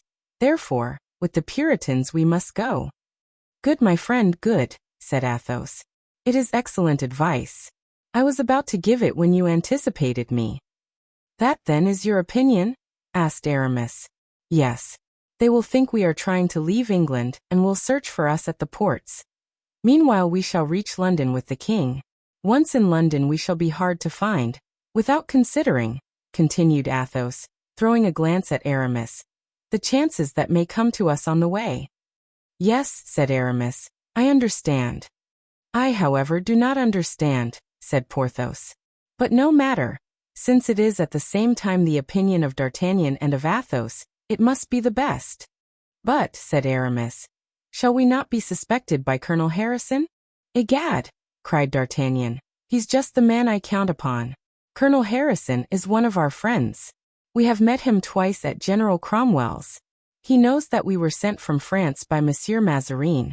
He will consider us as brothers. Besides, is he not a butcher's son? Well then, Porthos shall show him how to knock down an ox with a blow of the fist, and I how to trip up a bull by taking him by the horns. That will ensure his confidence. Athos smiled. You are the best companion that I know, D'Artagnan, he said, offering his hand to the Gascon. And I am very happy in having found you again, my dear son. This was, as we have seen, the term which Athos applied to D'Artagnan in his more expansive moods. At this moment Grimaud came in. He had stanched the wound and the man was better. The four friends took leave of him, and asked if they could deliver any message for him to his brother. Tell him, answered the brave man, to let the king know that they have not killed me outright. However insignificant I am sure that his majesty is concerned for me and blames himself for my death. Be easy, said D'Artagnan. He will know all before night. The little troop recommenced their march, and at the end of 2 hours perceived a considerable body of horsemen about half a league ahead. My dear friends, said D'Artagnan, give your swords to Monsieur Mouston, who will return them to you at the proper time and place, and do not forget you are our prisoners. It was not long before they joined the escort. The king was riding in front, surrounded by troopers, and when he saw Athos and Aramis a glow of pleasure lighted his pale cheeks. D'Artagnan passed to the head of the column, and leaving his friends under the guard of Porthos, went straight to Harrison, who recognized him as having met him at Cromwell's and received him as politely as a man of his breeding and disposition could. It turned out as D'Artagnan had foreseen. The colonel neither had nor could have any suspicion. They halted for the king to dine. This time, however, due precautions were taken to prevent any attempt at escape. In the large room of the hotel a small table was placed for him, and a large one for the officers. Will you dine with me? Asked Harrison of D'Artagnan. Gad, I should be very happy, but I have my companion, Monsieur du Vallon, and the 2 prisoners, whom I cannot leave. Let us manage it better. Have a table set for us in a corner, and send us whatever you like from yours. Good, answered Harrison. The matter was arranged as D'Artagnan had suggested, and when he returned he found the king already seated at his little table, where Parry waited on him, Harrison and his officers sitting together at another table, and in a corner, places reserved for himself and his companions.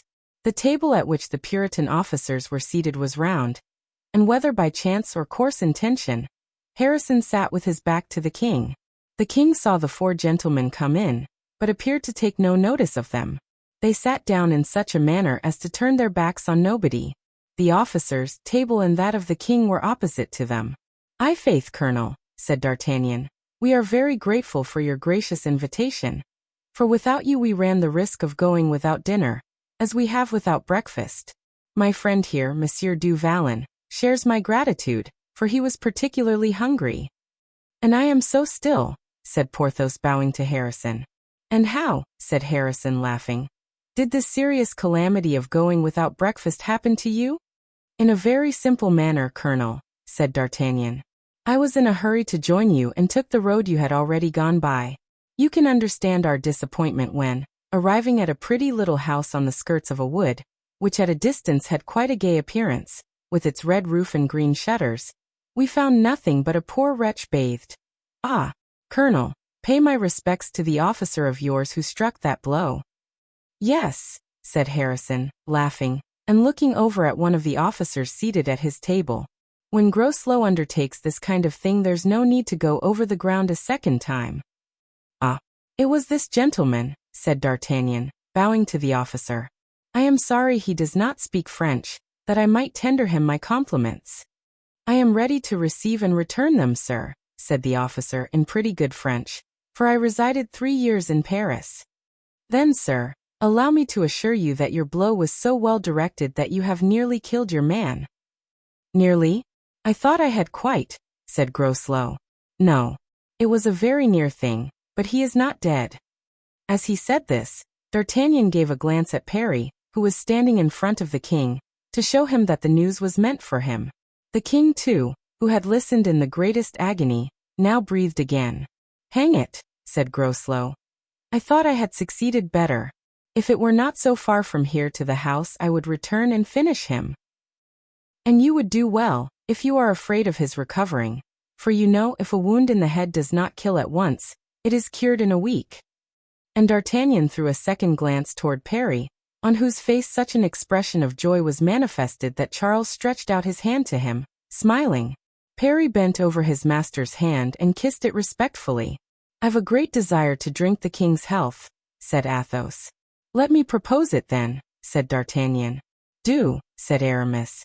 Porthos looked at D'Artagnan, quite amazed at the resources with which his companion's Gascon sharpness continually supplied him. D'Artagnan took up his camp tin cup, filled it with wine and arose. "Gentlemen," said he, "let us drink to him who presides at the repast. Here's to our colonel, and let him know that we are always at his commands as far as London and farther." And as D'Artagnan, as he spoke, looked at Harrison, the colonel imagined the toast was for himself. He arose and bowed to the 4 friends, whose eyes were fixed on Charles, while Harrison emptied his glass without the slightest misgiving. The king, in return, looked at the 4 gentlemen, and drank with a smile full of nobility and gratitude. "Come, gentlemen," cried Harrison, regardless of his illustrious captive, "let us be off." "Where do we sleep, Colonel?" "At Thirsk," replied Harrison. "Parry," said the king, rising too, "my horse, I desire to go to Thirsk." "Egad," said D'Artagnan to Athos, "your king has thoroughly taken me, and I am quite at his service." "If what you say is sincere," replied Athos, "he will never reach London." "How so?" "Because before then we shall have carried him off." "Well, this time, Athos," said D'Artagnan, "upon my word you are mad." "Have you some plan in your head then?" asked Aramis. "Aye," said Porthos. "The thing would not be impossible with a good plan." "I have none," said Athos, "but D'Artagnan will discover one." D'Artagnan shrugged his shoulders, and they proceeded.